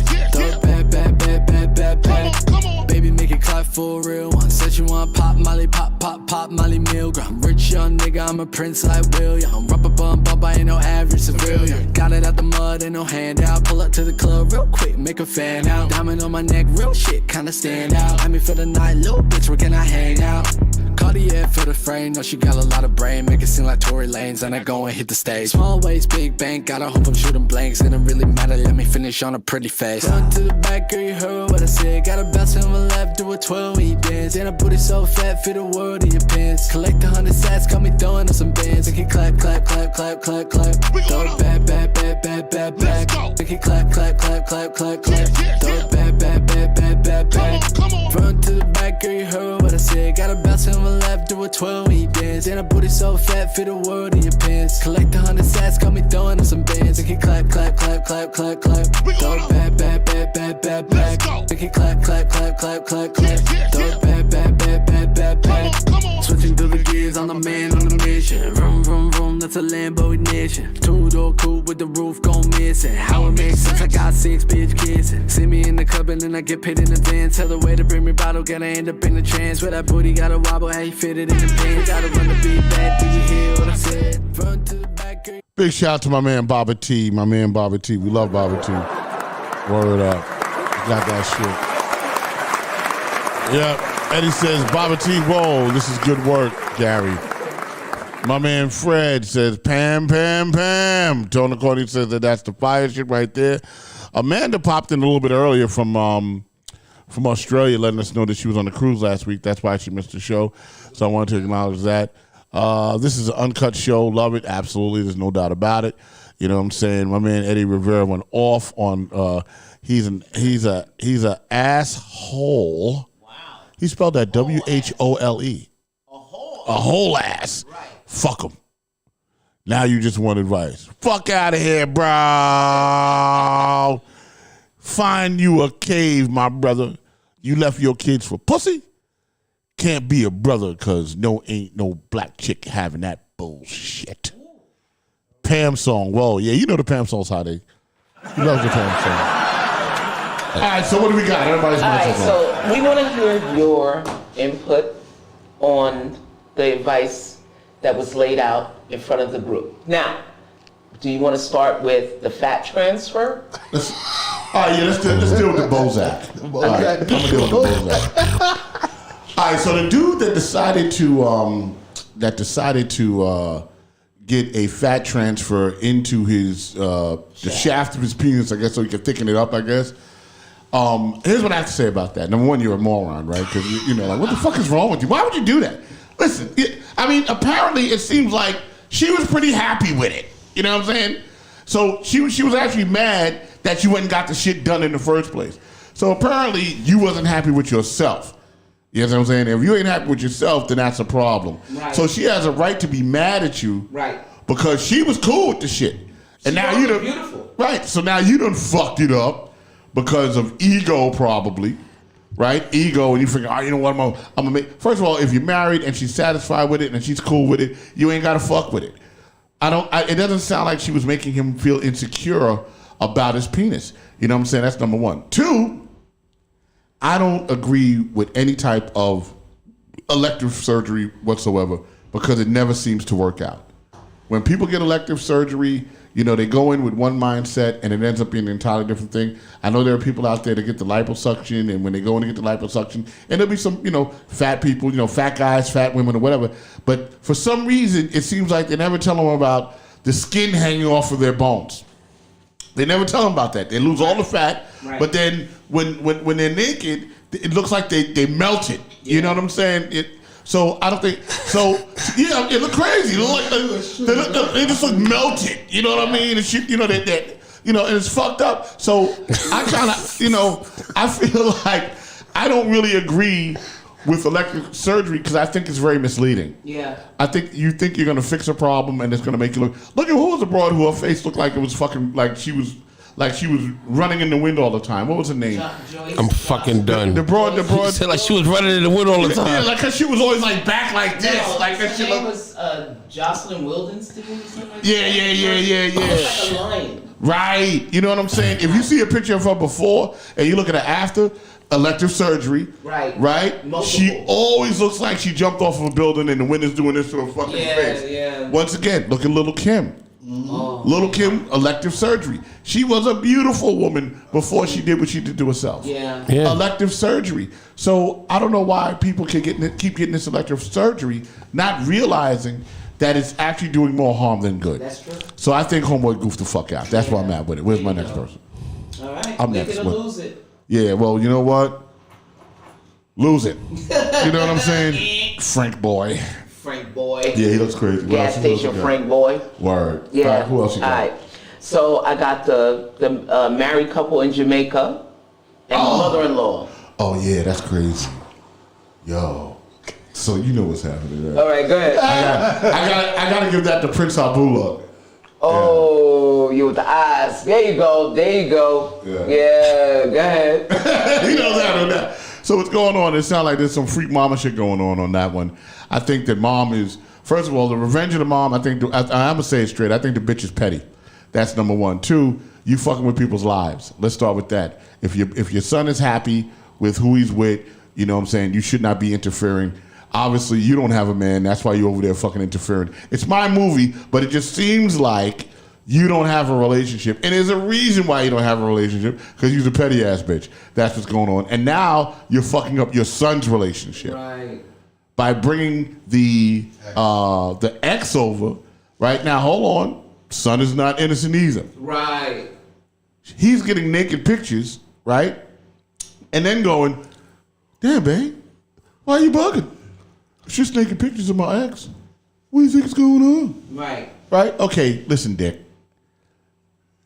Now, who wrote that? The girl wrote it. The wife wrote it. The wife. She should have every goddamn right to be mad about that. Right. His ex is sending naked pictures. That is insinuating that they are fucking. Straight up. All right? And he's okay with it, and he wants you to be okay with it. It sounds like an indoctrination, really. That's what it sounds like to me. You know what I'm saying on that one. And and mom is full of mom is just interfering. Yes. She need to find a man and do her own thing. Yeah, babe, you know what? You need to get out of that. Yeah, get out of that. Bo. Here's the deal. Here's the deal. You gotta get out of that. You gotta get out of that. Ass whooping. You gotta go home. Ass whooping. Right? Okay. Or we're gonna call Pam. Right. Pam. Look, you better call Carlita about this shit. Right. Get this motherfucker right, because that's fucked up. So that's how I feel about that. All right, good. All right, and he's fucking the them all. third one is Pam. Oh. Well, all right, can you just brief it real quick? You just glance it. Okay. He's with Pam for 7 years, 3 kids. Got it, okay. So he was with Pam, right? But he wasn't married to Pam. No. Right, that was the idea. He gets tired of Pam and Bebe's kids, but they're his kids. Right. Is that accurate? Yes. Okay. But he's not married. Right, but he's not married to Pam. He meets the other bitch, and her name is Tiffany. Right? Tiff. No, he didn't say he met her. He moved in with her. All right, so he moves in with Tiff. So it's insinuating that he was still with his woman Pam. Right, that he cheated. And then he decided to leave her. Right, because he thought the grass was greener on the other side. Right. All right, black man, let's deal. Okay, here's what's happening. Number one, I feel like, and the fact that you didn't communicate with your kids, I'm gonna tell you right now that Tiff did not respect that. That's the first fucking problem, right? A woman that knows that you have kids and sees how you treat your blood knows that she ain't shit. Because if you can treat your blood like that, your woman ain't nothing. Right. Because your woman's not your blood. Right. Right? So, and you thought you was doing something slick. Oh, nah, it's me and you. I don't need to fuck with them. I ain't got to fuck with my kids. And as soon as you said that, you turned that bitch right off. Yeah. So then she had no problem going, you know what? I'm going to make my own blood without you because you are not a good father. Okay. You understand what I'm saying? That's why she didn't get pregnant from him. She got pregnant by the next nigga that she thinks will probably be a good father. You know what I'm saying? That's how that. Listen, I am 99% sure that that's how that went down. She was like, look at what he's doing to his other kids. Right. Oh, fuck this. Right. And then she went on and got pregnant by someone else. Okay. And it was like, yo, nigga, get out because you're fucking useless anyway. And I would never have kids with you. Ooh. I would never move forward with you. Ooh. I would never marry you. I would never make a life with you. I would never be with you. Ass whooping. Ass whooping. So that's what happened with that. I can see that 100%. Okay, so you know what I'm saying? It wasn't Pam's fault. No, listen. Now you just brought something to my attention. Yeah. So Tiffany was the other woman. Yes. But at the same time, she had another man, Tiffany. If she didn't have one at the time, she definitely got one when she realized what she had. And it doesn't say how long until after he moved in that Tiffany was pregnant with another man. Right? Could have happened. Could have happened during that. It could have. Sound like to me, Tiffany didn't really want the motherfucker to begin with. It was all good when he was with Pam. Right. Ooh, I like I'm that. thinking, I like that. Yeah. Right. But as soon as the nigga left Pam, she was like, nigga, ain't fun no more. Right. I just wanted to rock out. Right, and I'm fucking this. I got my nigga. Right, and I'm pregnant. Which happened to be Pam's brother. Maybe. No, I'm just fucking. Sam. No, you know what? I like that. I like that concept because that's a good one too, right? That he got caught up, right? Yeah. This nigga got caught up. Yeah, he did that Harlem Night shit. And then he broke out, and she was like, "Why'd you do that?" Like, yeah, you know, like he showed up in the front door. She's like, "Nigga, what are you doing?" She's like, "I got my shit, baby. It's over. I'm yours." She was like, "Nigga, we just fucking." Now hold on. Now part of this story is another part. Now, while she was pregnant, he moved in with her, and she gave birth to another man's baby. So she had the baby. Yeah. And told him he had to bounce. Exactly. Okay, so wait, hold on. Oh, this is a whole nother dynamic. She was already pregnant. This jackass moved in. Is that what you're saying? Thinking it was his. Right. Maybe he thought it was his? Of course he did. I hope so. He did. He probably got the test results like Maury. Right. So you really got sapped out, nigga. That's Right. fucking crazy. That's what the fuck you get for disrespecting Pam. So now that he's homeless, he's He want calling to go back Pam. to Pam. Pam. Pam. We are making that song next fucking week. Ain't fucking with you, man. Happy New Year to everybody. We're making that song next week. Pam. Anyway. Yeah, it's over. All right. Yeah, so, call Carmelita about this shit. Yeah, because she can't help this boy at all. Yeah, but that's anyway, fucking crazy. she can help Pam. Anyway, so the last one was the $1,200 for the fake invite. Oh, yeah, that's crazy. So, all right, without making a movie about it. You done made like 3 of them already. Yeah. You know, I have a wild imagination. But without making a movie about it, I'm going to say that the best way to deal with that, is to not, when she has these special functions for your child, just pay for it.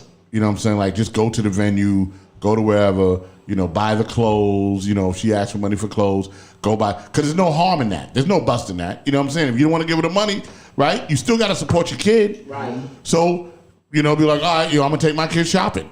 You know what I'm saying? Eventually what's going to happen, though, is she going to take your ass to child support court because she's going to be mad that you giving the money to the kid. Right. You know what I'm saying? But what does he want payback for? Well, I think the word payback that he used was wrong. I think he just wants to know how to manage the situation.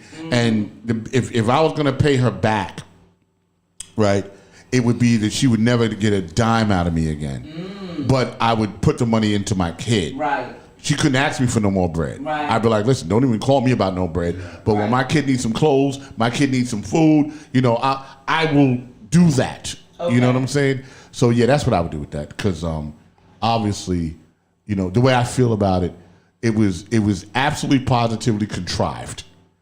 Because she sent the nigga an invite. Now let's move forward. All right. Hold on, I ain't done. Not by a long shot. Oh, right. Now, okay. Then you wanted to bring your new girlfriend to the party. Now, I don't know if you'll discuss this. I don't know how that went down. But I got to tell you that was thoroughly disrespectful. Thoroughly disrespectful.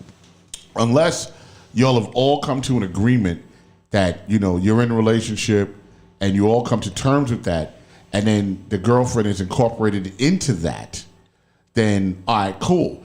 But if you were just popping up on some, because, niggas will pop up on some, I got, I'm flossing my new broad because she look better than you, broad. You understand what I'm saying? You doing that thing, then she had every right to cancel the goddamn party. Because if you called her and told her you was bringing your old lady, and she went, yeah, we're going to cancel this shit. This ain't going to show up to an empty fucking building, right? Then she had every right to do that. Okay. Because she might not have been comfortable with that. You know what I'm saying? Right. Like, just straight up, that's how, my movie. Right. But I'm just saying she might not have really been comfortable with that. Or? He probably, like with Pam's situation, he probably left her while she was pregnant. Well, he did leave. Well, how many kids she had? Well, it doesn't say. Okay. But clearly... Oh, it's just the one son. Yes. Okay. So, I'm thinking, while she was pregnant and going through all of that... And how old is the kid? 1. Oh, nah, nigga, this nigga was fucking around, bro. Yeah, he was Yeah, yeah. So, and she knew all about that. Yeah, he was fucking around while she was pregnant. Yeah, and he probably he left her for the girl that he is with now, that he's bringing to the party. Yeah, and then you want to bring the party. Come on, nigga, that's fucked up. Yeah, right. You know what I'm saying? Get the Bozak. Yeah, nigga. Get off my jock. Get off my fucking jock. Yeah, that's right. Do you remember that shit we used to say? Yeah, that's what Yo, I'm nigga, saying. get off my jock, nigga. Like, get off my jock. Get off my bra strap. Remember that shit? That shit was crazy. But he's like, get off my bra strap, nigga. Get off my jock. You know what I'm saying? Right. So it's terrible. All right, so this one we're all going to chime in on. Okay? All right, cool. We're ready. It's the last one. All right, last one. Okay, ready? Mm-hmm. Yeah. I did what I had to do. I slept with a much older married property manager because my credit score is bad and I needed an apartment. She hooked me up. I'm seeing other women, and she's hinted that she's going to leave her husband for me. I don't want any of this action. Help. Gary? Oh, wow. We're going to go to Gary on this one. Let me change the camera. Back to you, Gary. I see.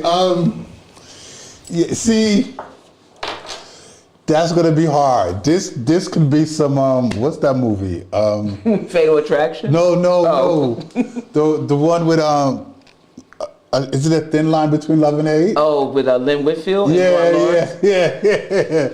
This could be that shit, like, cause I mean, if he putting it down like that, and she obviously, you know, that could be very well the case. Yeah. The Lynn Whitfield situation. Exactly. Yeah. Remember?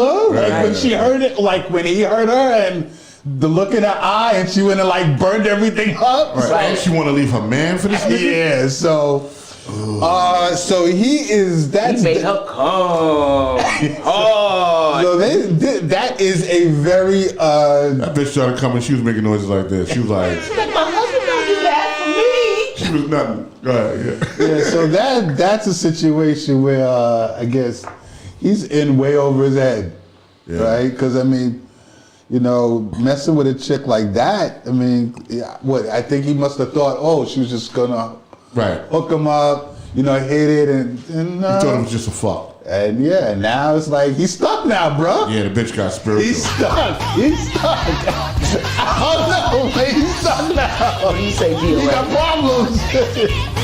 What say you, my man? Yeah, she can't forget. What? So she's gonna leave her man for him, and what should he do? That's what the question is. He's got chicks going in and out of the apartment. Nigga living the glamorous life. Right. Now. All right, he's doing his thing, and this particular older woman. Right, she's his property manager. Right. Well, he fucked up. He did. He fucked up because, you know, first of all, you know, let me just say this about men. We're the most dumbest motherfuckers on the planet because we'll fuck our next door neighbor. Wow. We're stupid. You know what I mean? Okay. So that's what he fucked up. Okay. Period. He already brought sand. He brought sand to the fucking beach. Right? Right. So the best thing for him to do is either quit, leave, or just say, look, I can't fuck with you like that. Right. But either way you look at it, it's going to be ugly. Yes. All right. I think you're right. There's nothing he can do about that shit. Okay. It's just a no-win situation. He can't go nowhere. I got a couple Dance with the devil. I got a couple different Oh, he need to call Pam. takes on this. You Go can call ahead. Carmelita. Okay. He said he did what he had to do. And Yep. why did he need to do that? Because his credit score was bad. Now, first of all, you're bad with money. Anyway. Which You're makes him already make bad with choices. money. Right. So, you know, he probably bought Yeezys and PS5s and all that. She said PS5s. And because he's stuck financially, he basically pimped himself out to a property manager. So he's a prostitute, really. That's what I'm getting out of it. Yeah. Because he doesn't make good financial choices, which is dumb as a grown person to do. Right. It should be no way somebody with bad credit should be applying for an apartment. You better stick with Pam, okay? Stick with Pam. Okay. But Now, see, go ahead. when someone says, I did what I had to do, That means they pimped themselves out. but it's like whatever the consequences is, this is what it is. You can't cry, right? Because that's like someone saying, fuck it, like, I don't care. So, okay, if it's fuck it, I don't care, or I did what I had to do, when shit hit the fan, you can't cry now, Okay. But then, He is my crying. second point He's crying now. Here's the second point. He probably thought, like a lot of men do, that because the woman was much older, that he could get over on her. But she got the money, right? She got power. And she got the power. She got power because she owns the property in which he Right. lived. He fucked And up. it doesn't say that she's paying the rent. He just got the apartment. Oh, but let me ask you a question though. He got chicks coming in and out, right? Right. I'm gonna tell you what he really fucked up. He should have just told her the truth. He should have. Just keep it a bean. Look, I got different bitches. I like you. Right. And she would have did anything he wanted. But he chose not to. Why? Because he's not a real fucking Because player. he wanted to make her believe that she was the only one. Right, he's not a player. And he wanted to keep. He still could have got money and all that shit out of her if he would have just told her the fucking truth. That's true. Right. He's stupid. So he's seeing other women, and she hinted that she's going to leave her husband for me. So he doesn't want the action. So what does he do when she goes? If she goes to Gary, she goes, Gary, listen, we've been having fun, babe. You know, you've been making me come real hard, you know, and I'm feeling you hard. Like, my husband is whack. Like, you know, I'm old, he old, ain't nothing happening. But you know, I could lay up in the cut. You know, I'm already out. How old do you think she is? How old? For me, I think. Do you think she's like before I let go old, or suck it to me old? I think she's soccer to me old. It's a I rap. think she's soccer to me old. I'm not fucking Dionne Warwick. It's a rap. I think she's probably, at the very least, early thousands. Nah, probably in her 50s. No, that's not soccer to me. Soccer. That's before I let go old. No. Okay, yeah. That's definitely before I let go old. Yeah. So I think that. I'm talking about if she like only you. Or you know what? She could be. Is she Platters old or Frankie Beverly? Right. I think she's Frankie Beverly. Okay. She's more Frankie Beverly. All right. So I mean, I got a couple of things about this. All right. So let's deal with it. First of all, I would wait for the eviction notice to come shortly. Let's start with that because she's the property manager. Yes. Right? So she controls the purse strings. She controls where this nigga lives. Right? That's number one. The fact that you was willing to go with the consequences, that's kind of on you. And if it was supposed to be a hump thing, first of all, if she's married and you say, listen, this is just a fuck thing, right, she's probably still gonna fuck you anyway, right? Because she's not happy at home. Right. Exactly. Because that's why she's fucking you in the first place. She's not happy at home again. Exactly. But you led her to believe that there was more to the situation. Right. You know what I'm saying? Because she wasn't happy at home. Right. So all you had to do was be cool, slide in a pole every once in a while, and you could have been late on your rent. And he fucked up by probably kissing her in the mouth. You never kiss her in the mouth. He made sweet love, nigga. He kissed her in the mouth. Right. Said, you know, I love you too, baby. I love you too, baby. Never kissed a bitch in the mouth. And she was like, I'm out. Now, in terms of her, I don't know what her marriage situation is, but it's, you know, it's dumb, right? You know, you got to be fucking self-aware, baby. Right. You know what I'm saying? Like, if you're in your 50s, and why would you leave your husband for someone that's not in your generation? That shit is not gonna work out. Well, she's caught up. Now think about it. She's older, right? Right. He's a youngin'. He says much older. Much older. So how old do you think he is? Right? Probably in his late 20s, early 30s. Okay, so if she's in her 50s, she's a fucking fossil to him, right? So she's before I let go old, right? Right. But she still talks old shit. Right. So she done knocked on the door. Hey, baby, he gone. Come on, it's party time. Come on now. Right. Like I'm gonna take my teeth out. And I'm gonna suck Before on this I let hot go. dog. Throw your hands in the air and wave them like you just don't care. If you got on clean clothes and underwear, somebody say, oh yeah. Oh yeah. Oh yeah. Oh yeah. You don't stop. Ass kicking. So what happened is, what's going on now, I'm done. I'm so done. This nigga's in his 20s. He wake up, this is hard every day. Right. She's at that stage where she's at that, Stella got her groove back type shit. Right. She's open. Right. He's Tay Diggs. Yeah. You know what I mean? Bitch nigga, right? So now. He's a bitch. Yeah. So now what's happening is she's caught up in the moment. He's young. Right. Right? So she's like, yeah, baby, yo, we good. My husband's, I'm about to leave this nigga. It's about us. It's about you and I. What we gonna do? This nigga's like, oh shit, I done fucked up. What the fuck am I gonna do? I ain't got no money. I ain't got no car. Cause he got bad credit. He ain't got no fucking car. No. Right? So you know what he gotta do? He gotta do what he gotta do. Kick the bitch in the stomach and stick it in, nigga. Just keep fucking the bitch. Just keep fucking her. She ain't going nowhere. He said he did what he had to do. She ain't going nowhere. So he can keep doing what he had to do. She's not going nowhere. Okay, yeah, keep talking her down. And I disagree about the eviction. The only reason why I say the eviction. Well, he's homeless Rock's anyway. Crazy. He's homeless anyway. But That nigga getting evicted. When you get evicted, and she's the property manager, she can mess up his whole deal going forward. Word. Evictions, like criminal records, never goes off your background. Yeah, but peep game. She cheated on her husband.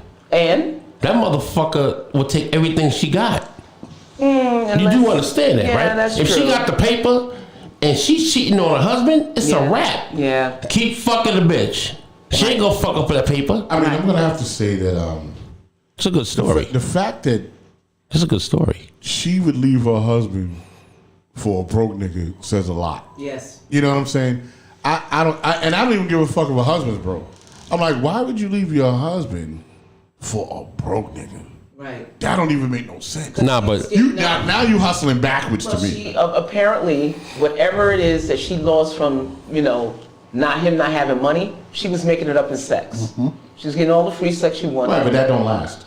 Eventually, you're gonna look at a nigga. Oh, you the honeymoon stage is gonna die. Right. The honeymoon stage is gonna You're gonna be die. like, yo, nigga, can you contribute one night? Right. Like, come on now. She's not seeing it that way, apparently. She's enjoying the moment and she wants more of it. And she wants it in the apartment that she helped him get. And they probably be drinking and partying while they fucking, Yeah. So it's the honeymoon stage. Yeah. But I would just keep fucking her. Yeah. So no, honestly. I She know I ain't got going one nowhere. more. I don't know if y'all want to talk about it. Go ahead. Oh, really? Okay. Or y'all can run into the topics if you want. Or you get somebody to call. Have me- All right, one I'm just last fucking one and with then you. we'll go into the topics. If Yeah, y'all and then you get the topics. Go ahead. Okay. Last one. All right. Wife caught me at the motel. Oh. I'm depressed. I warned my wife that if she left me, she better plan my funeral because I couldn't live without her. Wife was like, what kind of funeral you want? Open casket? Cremation? Half and half? She used to forgive me for cheating. What to do? What the hell? Go ahead, Gary. Ah, man. Can I address this one? Go. I don't know, bro. Like, I'm kind of like, all right. Whoa.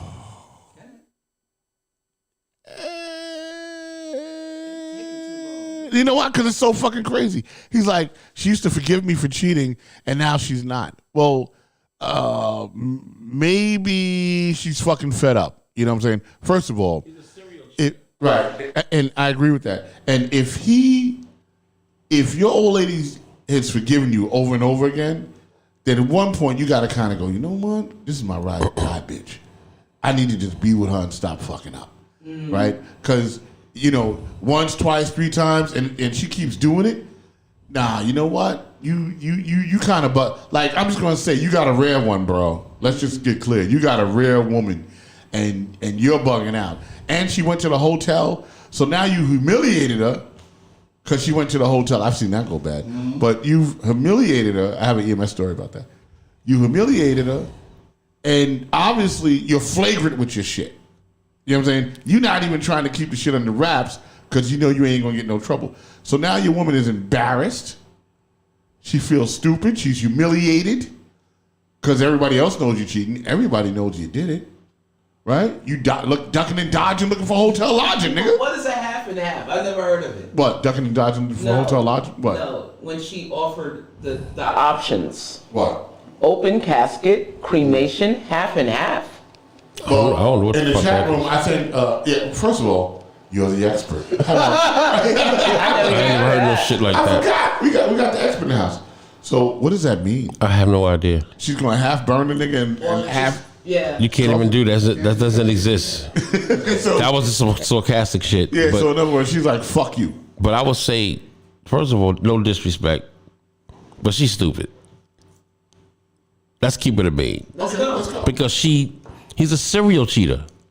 And she had to catch him at the motel? No, she knew what it was. That's why she Right. went. Right. She knew what he was doing all this time. Because he Right. said, she always been forgiving me. So he wasn't even cheating. He was just doing her dirty Right. and had no respect for her social. Well, sometimes, look, there's only 2 people in this life I've found out.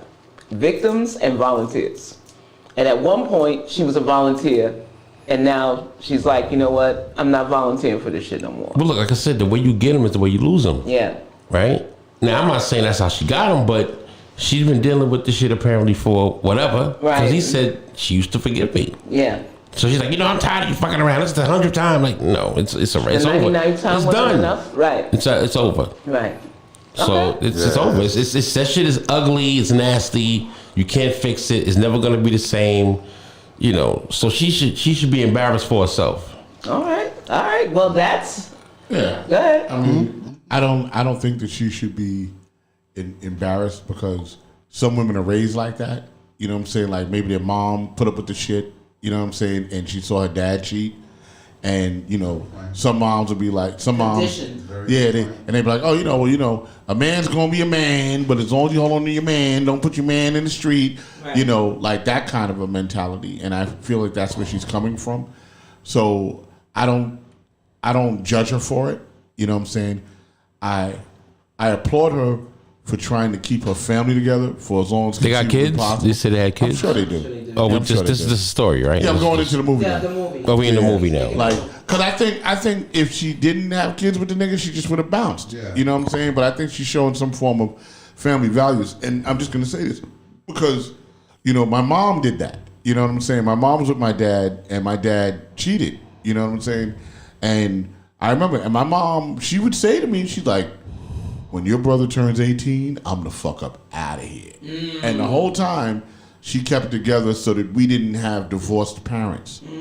Right? So she stayed together, and I swear to you, on my word, my brother graduated high school, and 2 weeks later, she packed her shit in garbage bags and left. Wow. Just like that.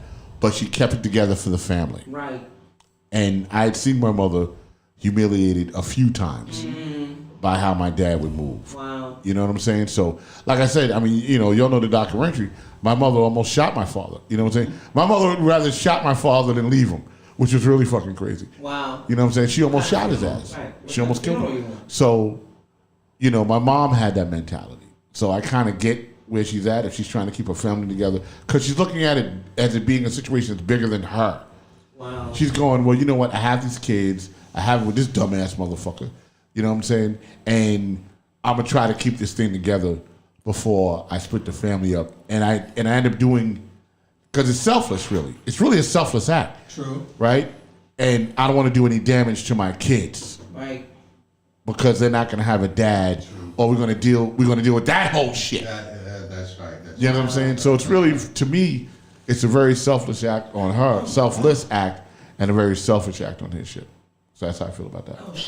I was just, we're about to do the hot topics, and I know we're talking about relationships, but I don't know how true this is. So, fair use, right? So I'm going through, all the hot topics through my little news feed, and there is a website called hiphopvibe.com, and the headline is this: married couple discovers they are brother and sister after 10 years of marriage.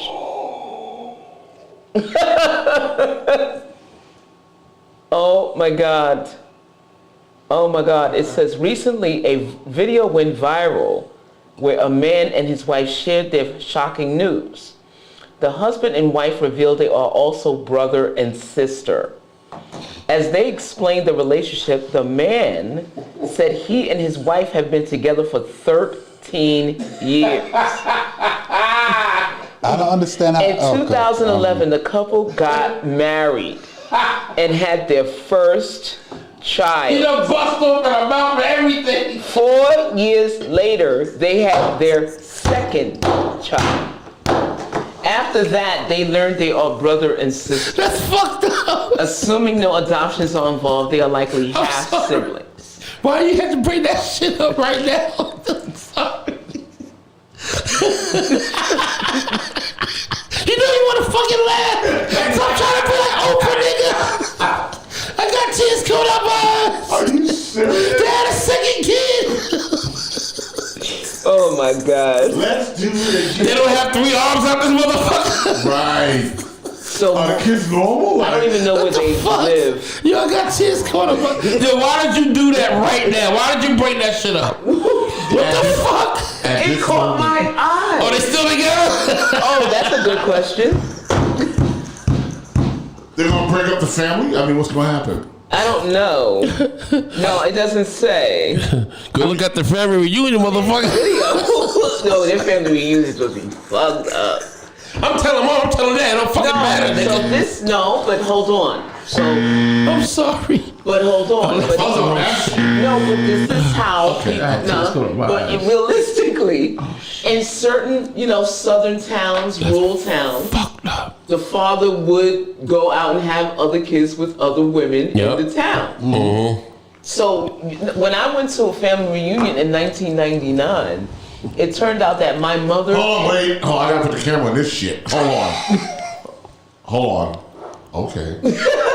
Well, no, it turned out like when my aunt did her research, she went to, everybody she went to school with was related to her in some type of way. Like they were cousins or whatever. So in that small town, sometimes you had to travel in pants where they have kids with different women in the same town and nobody knows that they may be related. There's facts. It happens all the time. Okay, I'll take that. This could You don't be the get case. it. You don't get that. Okay. You just gave it to me. I'm sorry. I couldn't help it. I was so ready to do it. Nah, that shit. Listen, I know someone personally that they are product of cousins and shit like that. Like their parents is fucking first cousins. Are they normal? Is the nigga normal? Yeah, they're normal. I don't know about your friend. I'm talking about she's fucked up in the head, but I'm just saying, all jokes aside, like that shit, like down south and all that shit, that's some real. Yeah, that's real. It's real. Also, too, it's been going on for years. Over Uncle Fucker. Over in Europe, historically, with a lot of the European royal families, that's what they did. Yeah. That is true. That's how they keep the wealth in the family. That's. I mean, it's reality. Yeah. But listen, let me just put this out there, right? For those that know me and those that don't know me, okay, I laugh at the wrong shit. That's just me. I don't give a fuck. I'm apologetic. I laugh at the wrong shit. But I will say this: the way Robin broke that story down, and this said they had another kid. Like the shit got worse, right? No, because the shit happens all the time, right? So all I'm gonna say, America, this is the way it is. When you go to a fucking family reunion, make sure you don't fuck your cousins. Right. Because I know people that voluntarily fuck their motherfucking cousin. And I don't give a fuck. That's why a lot of people leave town. They leave their small towns. There's motherfuckers that go to reunions. Let's keep it a fucking bean. Yeah. They go to family reunions. People leave town. And they know. They're like, oh shit, that's my cousin. Damn, she look good. Right. And they still fuck them. Wow. Pause. Now you want to pause? Fuck wow. That. They do that shit all the time. Pause. But black people don't want to talk about it. Nah, yeah. It's true. I get it. They don't. This is the real discussion, right? I totally understand it. That's real shit. It's real. Okay. So what's your hot topics? That was a hot topic in itself. I don't know. You might have blown that shit out the water on that one. So there's the Speaker of the House, Kevin McCarthy. So I think he lost 12 times. This nigga's dope. 13. Right? 13 now? Persistent. I think it's 13. Well, this nigga's persistent. So apparently, the latest thing is that he lost 12 times, but he's managed to get a good number of these crazy MAGA Republicans to come on board to vote for him, and what he's promising, or the deals that he's cutting, is one of the major things is to cut Social Security and Medicaid. That's crazy. Which, this dude is cutting side deals, like he's writing checks that his ass can't cash. Okay. So even if he makes Speaker, he's going to be out. He's not even going to last the full term. Right. He doesn't even have the leadership skills. Right. Right. So there's that. I know that they went on recess. So they should be coming back to vote, I think, like at 10 o'clock. Tonight? Yeah, 10 o'clock. It's already 10:34. So he'll lose again. And then also, I know last week we were supposed to talk about George Santos, how he's getting caught with his he's getting caught lying about his lies. Okay, yeah, we're gonna talk about that right now. Let's get straight to it. I want to say, I gotta admire this guy and his gumption. Yeah, go ahead. And the audacity to dream, right? And he lied about his Jewish heritage. He lied about where he worked at. He lied about where he went to school at. He lied about every motherfucking His thing. mom died twice. Oh, man. Now, you know what? And he fucked his cousin. Right? I'm not mad at this guy. Cam threw him out. Listen. This goes to show you how the political process is so fucked up. You know what I'm saying? That we're now electing like scumbags. You know what I'm saying? Into office. But Trump, we've been electing scumbags, though. No. But like now it's just all ridiculous. these motherfuckers be lying. No, I agree, but this is just getting absurd. You know what I'm saying? Like now it's just whack niggas. You know what I'm saying? Yeah. It's different. You know what I'm saying? It's different. It's not even respectable. Okay. You know, and it's easily traceable. They can just look back and go, nigga, you didn't go to Harvard or Princeton. Nigga, you didn't work at H&R Block. That shit is nigga, hilarious. You know what I'm saying? Like, nigga, you're not even Jewish. Your compulsive lies are the most fucked up people. But he looked so cool. Right. He looked so good, and he looked the part. He was a master liar. And right. This is what I'm driving at. That he looked the part so much that people overlooked, and didn't realize there was no substance. He had the glasses And he's on. gay. And he's gay, right? Yeah. And he's gay. So he He's had just a straight liar. Right. So he had no substance. The guy had no substance, and So in other words, if I could put on a suit and look a certain way, you're not even worried about my character. You're not worried about my substance. You're not even worried about my policies. All I got to do is smile and relate to you, and figure out how to relate to you, which is what he did, by the way. How he won was he looked at who his constituents were, Right. and then identified with them. Right. That's how he fucking did it. What do they call that? It wasn't bullshit. He didn't just wing that shit. When someone is living a fraudulent life, what do they call them? A fraud? No. I was just trying. Identity. Theft? No. No, it's identity something. When you have a fake identity and you're posing. I forgot what it's called. An imposter. Yeah, imposter syndrome. Imposter syndrome. I like the way they use these words. She's just a fucking liar. Oh, there's new news about him. Oh, wow. What's happening with him? All right, according to 1010 Wins fair use, he admitted to using fraudulent checks in Brazil. He's done. Goodbye. And says, Catch me if you can. according to Of course he 1010 did. Wins, Long Island Republican Rep-elect George Santos admitted to using stolen checks in Brazil in 2008, according to newly uncovered police reports. They digging up everything on this dude. Oh, shit. In 2010, Santos told Brazilian police he forged a man's signature on 2 checks to purchase over $1,300 worth of clothing and shoes. Listen. Wow. I applaud them because these motherfuckers didn't do their research. And they let it rock. Now they found out after the fact. He conned them. He played them. And it says, look, Brazilian law enforcement had called off its investigation into Santos I want to do that. after he disappeared for almost a decade. But authorities plan to reopen fraud charges against him now that they know where he is. Wow. Hold on, wait. I have to do this because I've been wanting to do this for like 2 weeks. Hold on. You ready? Dad?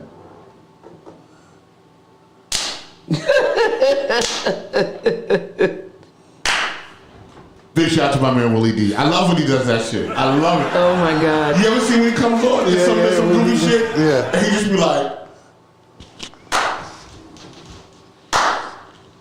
So, oh no, it gets better. I was like, what the fuck is he doing? No, it gets better. Oh, no, it doesn't. Oh yeah, it does. All right. Apparently, he was making up to $55,000 per year until 2020, according to financial disclosure documents he filed during his campaign. There Wait, ain't no money. hold on. In 2021 and 2022, he reported income between $1 million and $5 million from a capital intro consulting company. He turned around and funneled more than $700,000 of that newfound fortune in his campaign. Shout out to all my con artists. Word. Yeah, he got this scam. He did the jokes. Yes. I love this guy. He did the My jokes. fucking hero. Who else you got on there in Hot Topics? Go ahead, Gary. Keith Murray. Okay, let's talk about Keith That's Murray. 2 hours on its own. Let's go. To be honest with you, No, let's you can go. find Let's a go. clip of Keith Murray and play that shit and let them see it because that nigga's funny. Keith was so there's the one where he's talking about Foxy Brown. I'm past that. I want to hear the new shit. Oh well. This Because there's Superhead. something that niggas is bugging out on right now again. Superhead. Well, the latest one was with Shauna. Who's Shauna? That was the best interview. You know that one? No, I saw all of them. I saw the one. Oh wait. All right, go. Go Because ahead. we got to move through it because we're past 2 hours. Well, basically, Keith Murray is going on different social media platforms, and he's reenacting stories that he had witnessed or he was involved in. Okay. And apparently, I don't know, he's always been a wild guy. Salute to Keith Murray. Hope all is well with him. But he's been acting out. He's The been actual thing. acting out the stories. Okay. And he's funny as fuck. And he's, certain things I don't want to repeat. But I will say, I'm going to send you some clips and we can play them next week. Okay. But he's been really saying outlandish things. And I'm not even aware if I'm not even sure if he's even aware of what he's really saying. Gotcha. Because it looked like he's just kind of like Off the fly. Yeah. First I thought it was maybe a drug thing, maybe. But he's always been wild, but he's really out there. Okay. But he's funny with it. Well, he talked about the situation when Wolf got killed down in Atlanta, Right. by Big Meech, and where Suge had smacked Puffy, and there was a lot of legal stuff that happened, and investigators came in. So, in the interview, he basically acting it out, and I was like, "Yo, I was there. This is what Puff told." I'm like, "Bro, you putting yourself right there." So don't be surprised if law enforcement come and knock on your door now. Right. So he's just wilding. I think I'm going to send you some clips. I think we moved into snitch culture, right? I really do. I think we moved into snitch culture because we wasn't fucking with it like that. Like when we seen things happen, there's things I seen happen on tour. You know what I'm saying? And that'll go to my grave. You know what I'm saying? You would never hear me tell that story. I wouldn't even tell it, on a personal level to anybody that I know. I would just be like, tour was dope, whatever, so on and so forth. Because that's what we do. You know what I'm saying? This snitch culture shit for views and for clicks and for likes and subscribers, that shit is hard. I will say this. That's because this is funny. It's not damaging. He did talk about dating Bill Cosby's daughter, Evan, right? And I know Evan. And he was talking about the story. He was like, yeah, so I'm with Evan and we doing it, but I couldn't do it no more because she looked like Bill Cosby.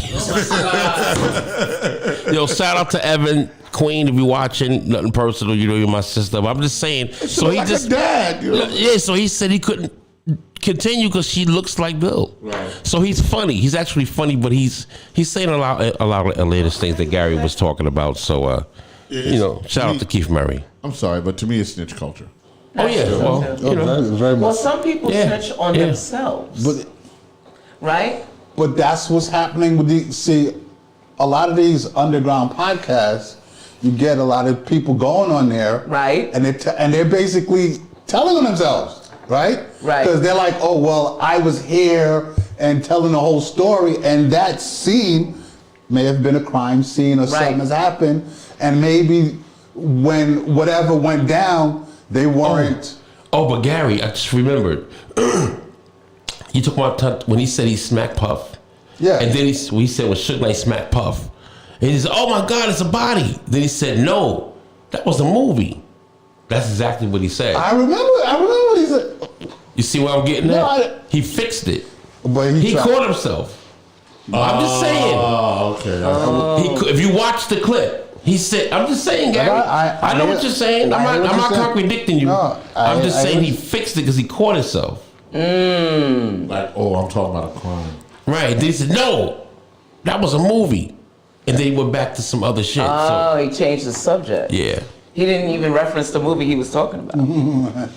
Yeah, that too. All it had to do was be any movie. Even in his mind. So let me ask you this. Let me ask you guys this. Can you actually go to jail for that? And be telling an alleged story? Well, now,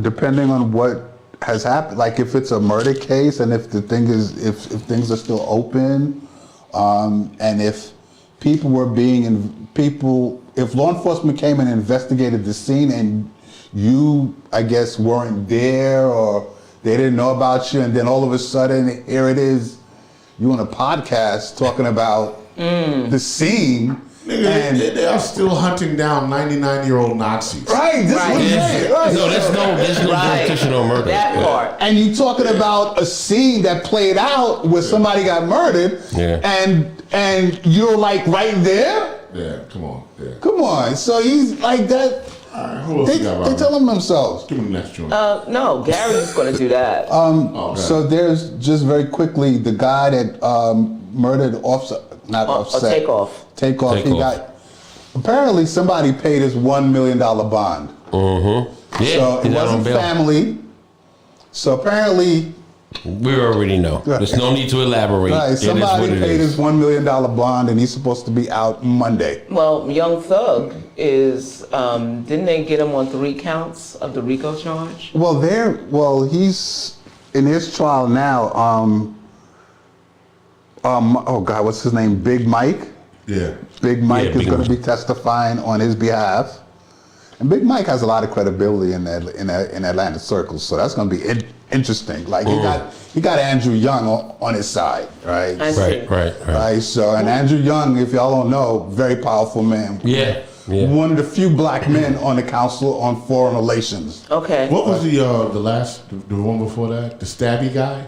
Was his name Takeoff? Takeoff, yeah. That's the guy that did the Idaho stabbing? No. No, Takeoff was with the Migos. Takeoff was the one that got shot, killed in down Texas. in Texas. Okay. He got shot. Yeah, he got killed down in Right, I Texas. remember- okay, all right. Who's the stabby guy? The dude that stabbed up them motherfuckers in the frat. Oh, wait, no, you want to get to that one? Yeah, Stab Master Arson. Yeah. The college dude. Yeah. Let's talk about it. Yeah, that was Go kind of crazy. All I right. mean, so you know the story, right? The 4 kids, they're Yeah, in the the- house, yeah. and the nigga goes in and kills everybody. Yeah. Right? So me and Robert, we were talking about it, and we're trying to figure out, how did that fucking work out? You know what I'm saying? By the way, there was a survivor. I know, I saw it. Yeah, there was a survivor.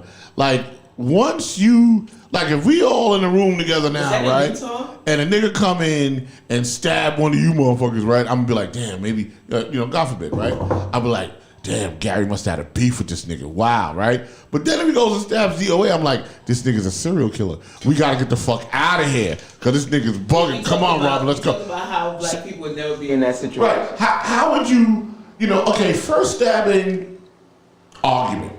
Second stabbing, serial killer. You know what I'm saying? Now, we gotta get busy. Yeah. This ain't even fight or flight, right? I'm fucking somebody up instantaneous. Like, and from a white perspective, I gotta tell you, the girl said he went past her with the mask on, or she heard the screams, and she froze Which is natural. and closed the door in her For them. room. Nah, nigga, I ain't freezing. I'm Not getting us. the fuck out of Not dot. us. Right. So, didn't anybody realize there was a problem when he stabbed the first person, or maybe the second person, before he got to 3 and 4? Like, didn't anybody realize that maybe they should jump out of a window? Two Or roommates that survived. oh, there's 2. Yes. Oh, those are niggas that ran. They went, or he went for the 4, and that's who he wanted. Oh, it was only one person he was after? No, he killed 4 people. Yeah, right. So maybe he wanted to kill the 4 and not the other 2. Because he could have killed the girl that went into her room Yes. if he was really about it, right?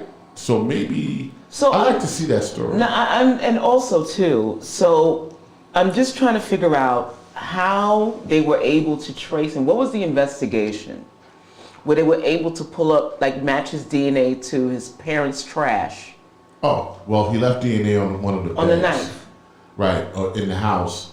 And I guess you got to remember, they kept that whole case very closeted because they said they didn't want to tip anybody off. So they were on to him for a while, but they needed the proof. That's why they went to Pennsylvania, and whatever he had eaten or whatever it That's was. where they found him. That's where they Right, got yeah. him. Right, yeah. That's where they matched the DNA. Yeah. Now you got to shout this nigga out, bro.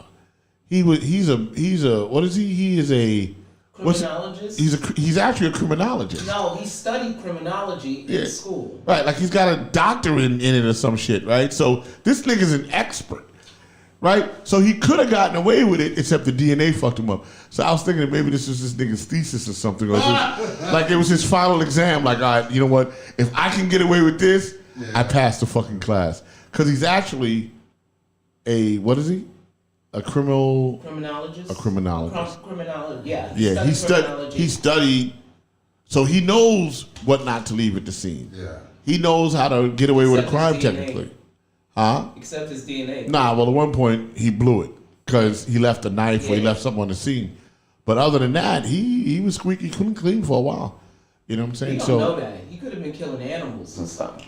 No. I'm talking about in terms of him, like, he was going to get away with it. It seemed like he was. But they were on to him for a while. And, you know, normally how they'll leave hints or they'll say they didn't do that. And they said that specifically. They're like, nah, we don't want to tip that person off that did this. All so, right, I'm fair use. Go ahead. This is from CNN. The title is Idaho Suspect in Student Murders, Thoroughly Cleaned Vehicle. Also seen wearing surgical gloves multiple times outside the family home. It says the man accused of murdering 4 University of Ohio students in November had thoroughly cleaned the interior and exterior of his car and was also seen wearing surgical gloves multiple times before being apprehended. He is currently the sole suspect in the gruesome stabbings of students Kaylee, Madison, Zana, and Ethan, who were found dead inside their off-campus house in Moscow, Idaho. He was pursuing a PhD in criminal justice at Washington State University at the time of the killings. It says he cleaned his car inside and outside, not missing an inch. So he did all of that just for his DNA to be found on the knife. That is crazy. And that's how that goes, people. Wow. So, you know, I gotta tell you, I love it. I know you do. Hey, Gary. Yeah. How's our microphone treat you? The microphone is good. Yeah, you didn't have to worry about. Putting his face to the microphone. Yeah, not one single time did I have to tell you, Gary. Speaking to the mic. Yeah. It worked very well for me, by the way, because I'm tired of fucking with you about that. Gotcha. So I enjoyed that. All right. It's good. No, it's good. So we can punch out. We had like 2.5. Yeah. All right. Yeah. We didn't talk about Andrew Tate. Yeah, we'll get to them, you motherfuckers. Oh, where's Kanye? This Where's guy, Kanye? who cares? Yeah, where is he? Another God. stunt. He's relaxing. His manager says that he's been missing for about 4 weeks. He's in Germany. The last his law firm that I guess represents him, they said that they don't represent him anymore. So yeah, nobody knows where he is. You blew it. They know where he is. They know exactly what it is. So here's the deal, y'all. I want to thank y'all for tuning into the Real Discussion this week with Gary Fax, Rocky D, Jeff, DOA, and Robin. You know what I'm saying? And we're going to see you next week. Make sure that you guys tune in next week when I'm going to give a CPR class live here on the Real Discussion. I'm going to bring mannequins. I'm going to bring an AED. I suggest that you share the show with as many people as you can. I'm going to be giving good information. I'm going to show you how to do chest compressions. Gary's going to operate the camera so it can be on the table. It's going to be dope, all right? So I'll see you all. I want to thank you all for tuning in. God bless and good night.